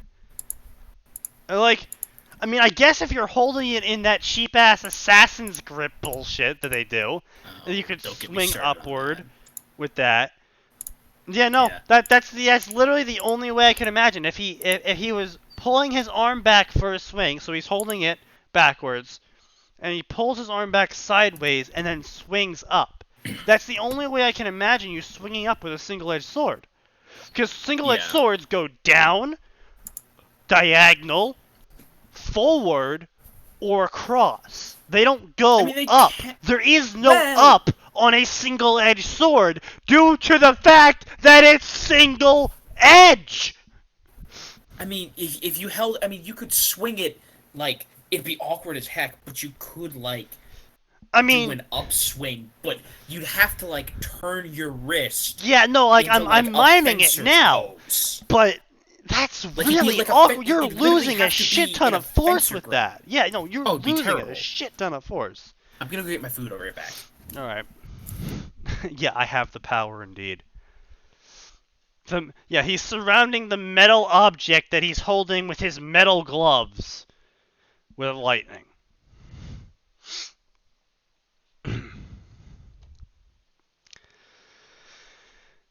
He swung fast upwards, and the lightning arced off the blade into the sky above. He rested the blade on his shoulder and turned back at her. Roughly means lightning cutter. John chuckled again. You gonna be okay, Ruby? She quickly shook her head to clear her mind. Yeah, just was a bit overwhelmed, she said bashfully. So you've seen what I use. Can I see what your weapon is? Her eyes got a gleam of pride before she reached behind her and pulled out her weapon that was unfolded into a giant scythe, then slammed it into the ground. John jumped slightly at that and stared False at alarm. the It was not pizza. It was only my annoying brother. Yes, that is not how lightning works. You are correct. He shot the lightning. What the hell did I miss? He shot the lightning into the sky from his sword. I'm sorry, what? Yeah, no. See, like I said, what he did was he pulled his sword back, as quote, He pulled his sword back, readying for a swing. And then, as he did, the blade gets surrounded by lightning, and he swings fast upwards. Again, I don't know how he managed to swing up with a single-edged sword, but he did. And at the edge, at the peak of his swing, lightning shoots from the blade into the sky. So he's doing the opposite of what Gandalf did. He's taking the doing enchantment off He is his sword. actually doing the opposite of He-Man. He is de-manning himself.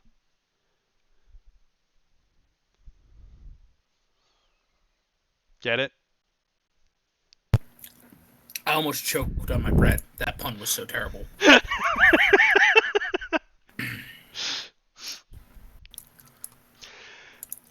Anyway, yep. She pulls it out, slams it into the ground. But again, like, I don't understand. What's the point? You shot lightning off your sword. I thought the entire point was to put lightning on your sword in the first fucking place. I mean, honestly, I don't really know what lightning's gonna do against the Grimm. It doesn't really have nerves to be affected, does it? Well, we don't know if they do. I mean, maybe. The answer is maybe. And then he proceeds to lay it over his shoulder like it's some sort of long double-edged sword. Which it isn't. No. We patently know it's not. It's a single-edged short sword, which means it's some form of cutlass. Or some design similar to that. Which is not... I was gonna say, it's a cutlass or a falchion. Yeah, neither of which are comfortably laid across your shoulder. It's a cutlass, it's a falchion, or it's a katana. Those are pretty much your options for single-edged guys. Yeah. Well, I mean, there's also, the really fucking long machetes and shit, but... Yeah. Okay, but a machete's not a sword, like... Yeah, I get you. And, like, as far as, like, single-edged knives go, like, you have things like a kukri. That is true. Well, I mean, technically a kukri is single-edged, but technically a kukri is also terrifying to get stabbed with. Technically, fuck you.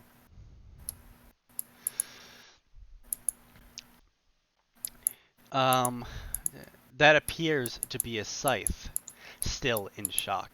She grinned and cocked it. It's also a customizable high-impact sniper rifle. You put a gun No, that's not the line. That's not the line. It's also a gun. That's the line. That's the joke, anyway. But I thought that was her dialogue line for when she was talking to John. I think it is, but prime opportunity for a great joke. Yeah, no. Ruined. No, but I believe that is her line for John, where she goes, "It's a customizable high-impact sniper rifle," and John goes, "Huh?" And she goes, "There's a gun." Yeah. And John's like, "I have a sword. It's got a shield." Oh, that's cool. Yes, indeed. "You put a gun into a giant scythe," he said in mild shock. She smiled widely. I mean, either would work.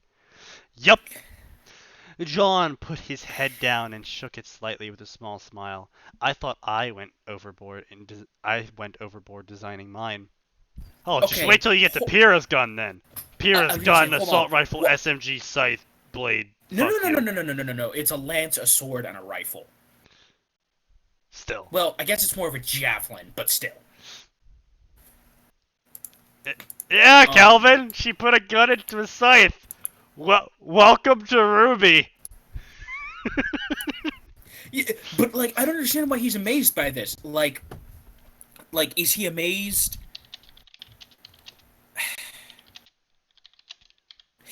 No, you put a gun into a giant scythe. I don't understand why he's amazed at people putting guns into things. For crying out loud. He just made a Hydra sword. Yeah, 1 second. My food's actually here. Alright. Yeah, anyway. John waved the comment off. "Nah, it suits you." She smiled. Thanks. Maybe I did go overboard? No, it suits you. The overboard scythe gun, sniper rifle, anti-tank suits you. I don't think that's a compliment. I honestly don't think that's a compliment.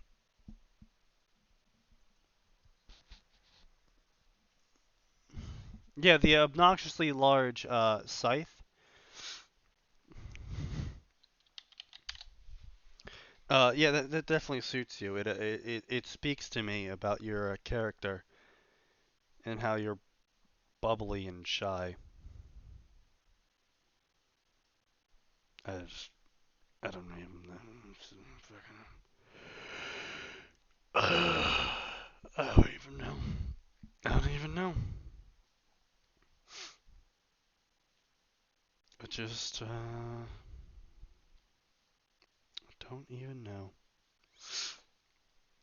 if that's an insult or a compliment.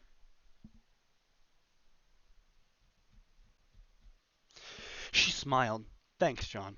She folded up her weapon and returned it behind her back. John sheathed Raikiri, then thought of something.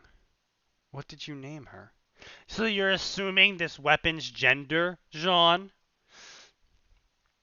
Crescent rose. Good name. The two smiled at each other and started to resume their walk. They were in a comfortable silence until Ruby spoke up. Do you know where we're going? John simply shrugged. I was just going where I saw everyone else go. Hopefully, we don't get lost. He looked down and smirked at her as she returned it with her own smile before they entered the main entrance to see all the other first years. Well, either we're in the right place or everyone else is lost as well. Ruby giggled slightly at that. What got their attention next was Yang waving in the front row shouting, Ruby, I saved you a seat.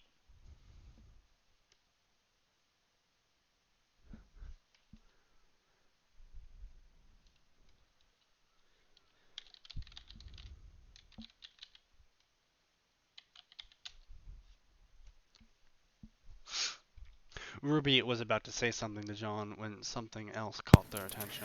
Okay, The I have person my next to food. Yang was jumping I'm up and back. down, waving her arms and shouting. Okay, the thing I wanted to say before, I don't understand why he's surprised that there's a gun in a side. Like, has he not looked at Ren's weapon at all? Yeah, that's a fair point. I mean, hell, I would be more surprised by Nora's weapon, if anything. So it's a hammer, that turns into a grenade launcher. Like, Why? yeah, like I don't understand why he's amazed by that. Like, you have, uh, for crying out loud, you have, Boop. you've got guns with you've got two SMGs with spikes the length of a forearm on them. Yeah, they're basically Tontos. And then you have a hammer that turns into a grenade launcher, and he's like, "Oh, there's a gun and a scythe. That's just crazy talk. Are you fucking kidding me, mate? Yeah, no, it's a bit yeah, Retarded." yeah, just a little bit. Can one have a ladder that's transforming into a killer robot? Hey, maybe. I mean, they do have giant robots. Ruby's mentor has a shotgun that is also a scythe and a longsword. Because, I didn't know about the shotgun component. yeah, no, apparently it's a shotgun. Really? Yeah. Huh. I call it Bill. Bill the Ladder, who's also a killer robot on the side. I was gonna say, like, at least Yang's is simple. It's a shotgun. It's a small shotgun. It's a tiny shotgun. It's the two-step goodbye. Yeah. Yeah. Yep. That's what it is. Anyway, The person next to Yang was jumping up and down, waving her arms and shouting, "Jean, we're over here!" The two looked at each other and chuckled before they made their way over to the front row. Of course, Jean's friends just happened to meet Yang. Why wouldn't they? Ruby standing beside Yang while John stood between Yang and Nora. Nora looked at Ruby, then John, then back to Ruby before she said innocently, "John, is this your new girlfriend?"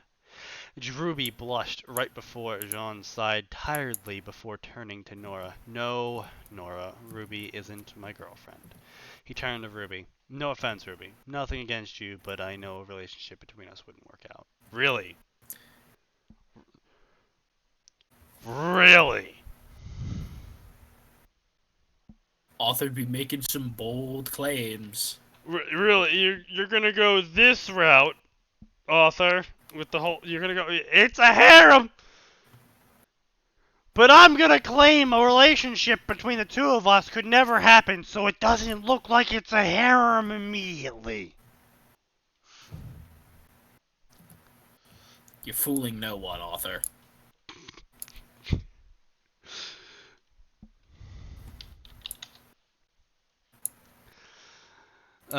Boy.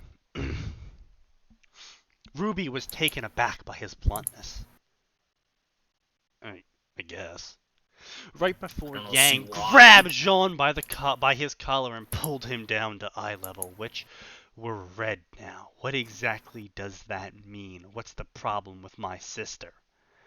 Nora and Ren were about to intervene before Jean raised a hand to say it's fine. Jean just looked into Yang's eyes with a neutral stare. "I never said Ruby would be the problem." Oh my god. No, we're just... Okay, this isn't... There's nothing wrong with this, but... Yang was taken aback, but before she could continue, Ozpin came out on stage and gave his speech. Yeah, no, I understand what you're saying. Yeah.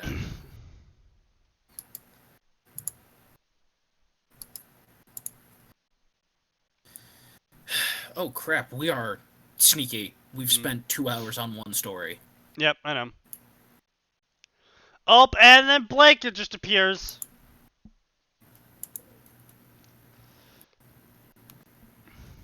Okay, let's see. I think we get a reveal of his semblance. "You might want to discharge your semblance first. You don't want to catch your bag on fire." Jean chuckled, meditative pose, sound like a fight, looked to see Ruby and Yang fighting in front of a girl clad in black. He was going to ignore it until Bryce came over and started yelling at them.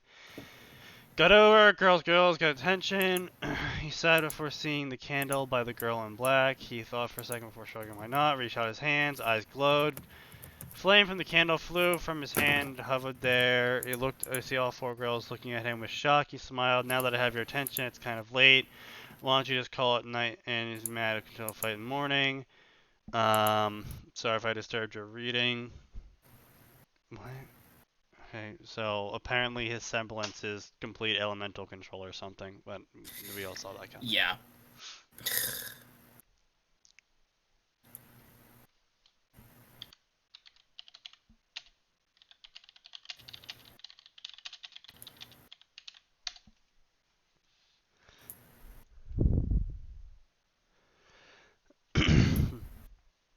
Anyway, probably will not be revisiting this story. Yeah. This is... nothing is... what's the term? I believe it's thematically? Yeah, nothing is thematically wrong. The characters, for the most part, seem to be correctly written. Yes. Yeah, thematically. Nothing is thematically wrong with this story. The characters are... I would say 80% in character. Yeah, I would say they are, for the most part, themselves. It's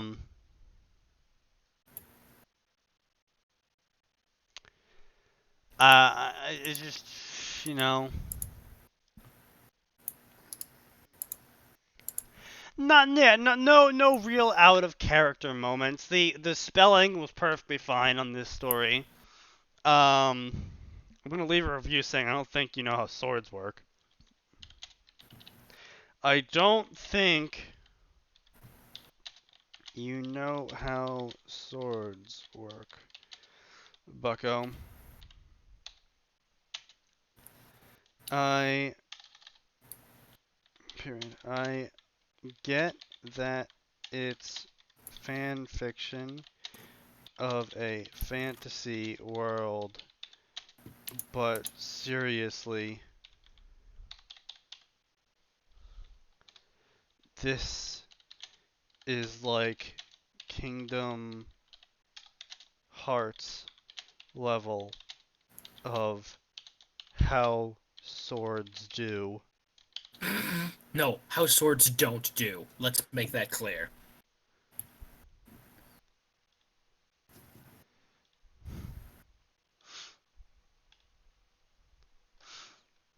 Um, there's no real problems with the plot so far. I mean, obviously, it's a bit fan fiction level of cliche eye rolly of all the main characters still all meet together regardless of the butterfly effects that might not have seen them meet together. Yeah, but I mean that's Okay, like I said, that's the fan fiction cliche of people not wanting to write new things. So, I mean, if you're reading I was fan gonna say, yeah, fiction, you're pretty it's much used to hardly it. the author's. Yeah. Like, it is the author's fault, but it's hardly something we can consciously be like, tisk tisk. I mean, we can, but you know, it's just one of those things where you're just like, yeah, you know, it's gonna happen. And if you're, you know, reading fan fiction by this point, that are J.J. Abrams, indeed. Oh, what specifically is making it boring for us to read? That's a good question, Calvin. I would say with how edgy and cool they're not edgy, how quote unquote badass and totally cool bro they're trying to make John out to be. I think is Like, my main problem we with don't this story. necessarily, and here's the thing, we don't have a problem with a competent John. In fact, I mean, competent John's just fine. You know, even a good John is fine. Uh, I don't really have any problems with any way of characterizing John except for, you know, maniacal sociopath, psychopath, bloodthirsty killer. Cough, cough, that one fucking story. yeah. But Um, trying to be like, oh yeah, yo, he's got 5 swords and they're all short swords that he pulls off his back, and one of them shoots lightning from the single point on it's a single-edged sword made out of silver circuit boards and black iron. yeah, like, it feels very much like the author is trying too hard, and even if the rest of the story's okay, it's just It seems like a really forced rule of cool if we're then gonna he says, be using "Excuse me, cliches. princess. I I am almost tempted to ban you for bringing up the fact that that show exists. We don't talk about that. Listen, that stays in the same hole as the CDI Phillips games, where it belongs." What CDI Phillips games?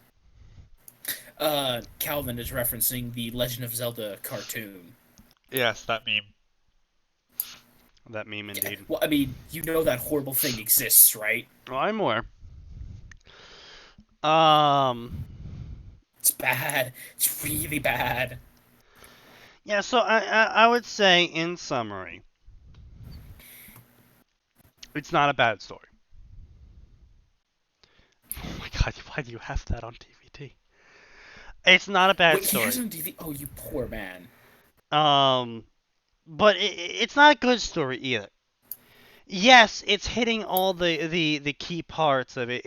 Everything's spelled correctly. Everything is typically grammatically correct. All the characters are mostly in character. the butterfly effect is sort of being paid attention to. But that's it, though. It's not trying out any new ideas. It's being really rule of cool, edgy, and like, Yeah, my problem with this is the author's trying really hard to make him cool. And the problem with that, like, we can make general guesses as to where the story's gonna go. John's gonna be super cool, and the big but problem with this is and there's other questions there that has to be asked, like why precisely did he meet Ren and Nora? What is the purpose behind that? Because you know how I am with fan fiction, and that I question all the changes. Why was this change made? Okay, John runs away. Fine. Okay, John finds a teacher. Fine. John shows up at Beacon, far more with Ren competent. and Nora. Not even that. Far more competent with uh, training, a good weapon, maybe a semblance. Sure. Non-forged academic Why records. is Ren and Nora included in this, though? What purpose do they serve for this story?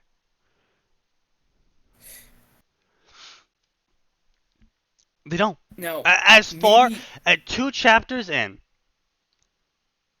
I realize that some authors like to play the long game, and I respect that.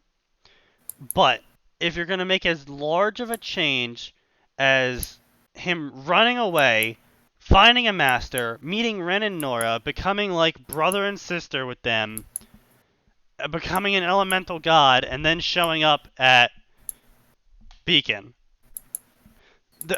there's gonna be more questions on my end because why put Ren and Nora in there unless this is why I question this sort of stuff. Why put Ren and Nora in there unless it was so you didn't have to write him becoming friends with them?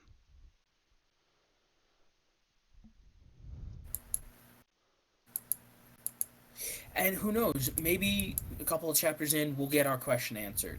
But we have the question now. And this is Didn't my thing, is that from my experience and from how it looks like the author's writing this story and how he's had Ren and Nora interact with John so far, they've been side characters that he I brings was gonna in say every once in a the while to the remind author everyone that doesn't they're want to friends. write them. He Yeah, doesn't want to write them at all because so far they've shown up at the beginning of the 2 chapters and then been pushed to the side so fast that you'd think the author you could be forgiven for thinking the author hates them. yeah. No, I wouldn't even say hate them. He just doesn't want to. It seems like he doesn't want to write them, and like that's why he made them his John's best friend. So like, oh, I don't have to write the relationship. They built it up over the years that I'm not showing. All right, fine. But then you immediately like, oh yep, they're gonna go on an adventure, and John's gonna meet this whole cast of the main characters who he's gonna be fucking later. I can kind of see where this is going. Yeah. Anyway, I'm gonna go eat my food. You're gonna go, I don't know, try not to die because you're in Florida. Watch out for Florida, man. He I mean, strikes we still have everyone. one more story. Yeah, but we've been at it for 2 hours already. This is true. This is true. So I guess we'll have to cover that story for the next time. On That's right. Come the back next next time, folks. the next Boogaloo. Anyway, so we're gonna give a closing statement now. We are doing these every Tuesdays and Fridays. Fridays we view news stories. Tuesdays we go back and look at old stories that interested us, or we wanted to harp on again. Look at PMs from authors, etc. Stuff like that. Or just do what we normally do on Friday if we Yeah. don't have any of either of those to look at. However, we will be soon, trademark, starting up if you enjoyed this, we'll be starting up a anime theater where we watch anime and record our live reactions to it. This will not be a live stream format. This will be an episodic format released on YouTube, which you can Episodic. find in the link I provide down below in the panels. So have a good night, everyone. Hope this wasn't too much for you. Don't touch that bleach, because we'll be here on Friday. Or, end it now. Peace out.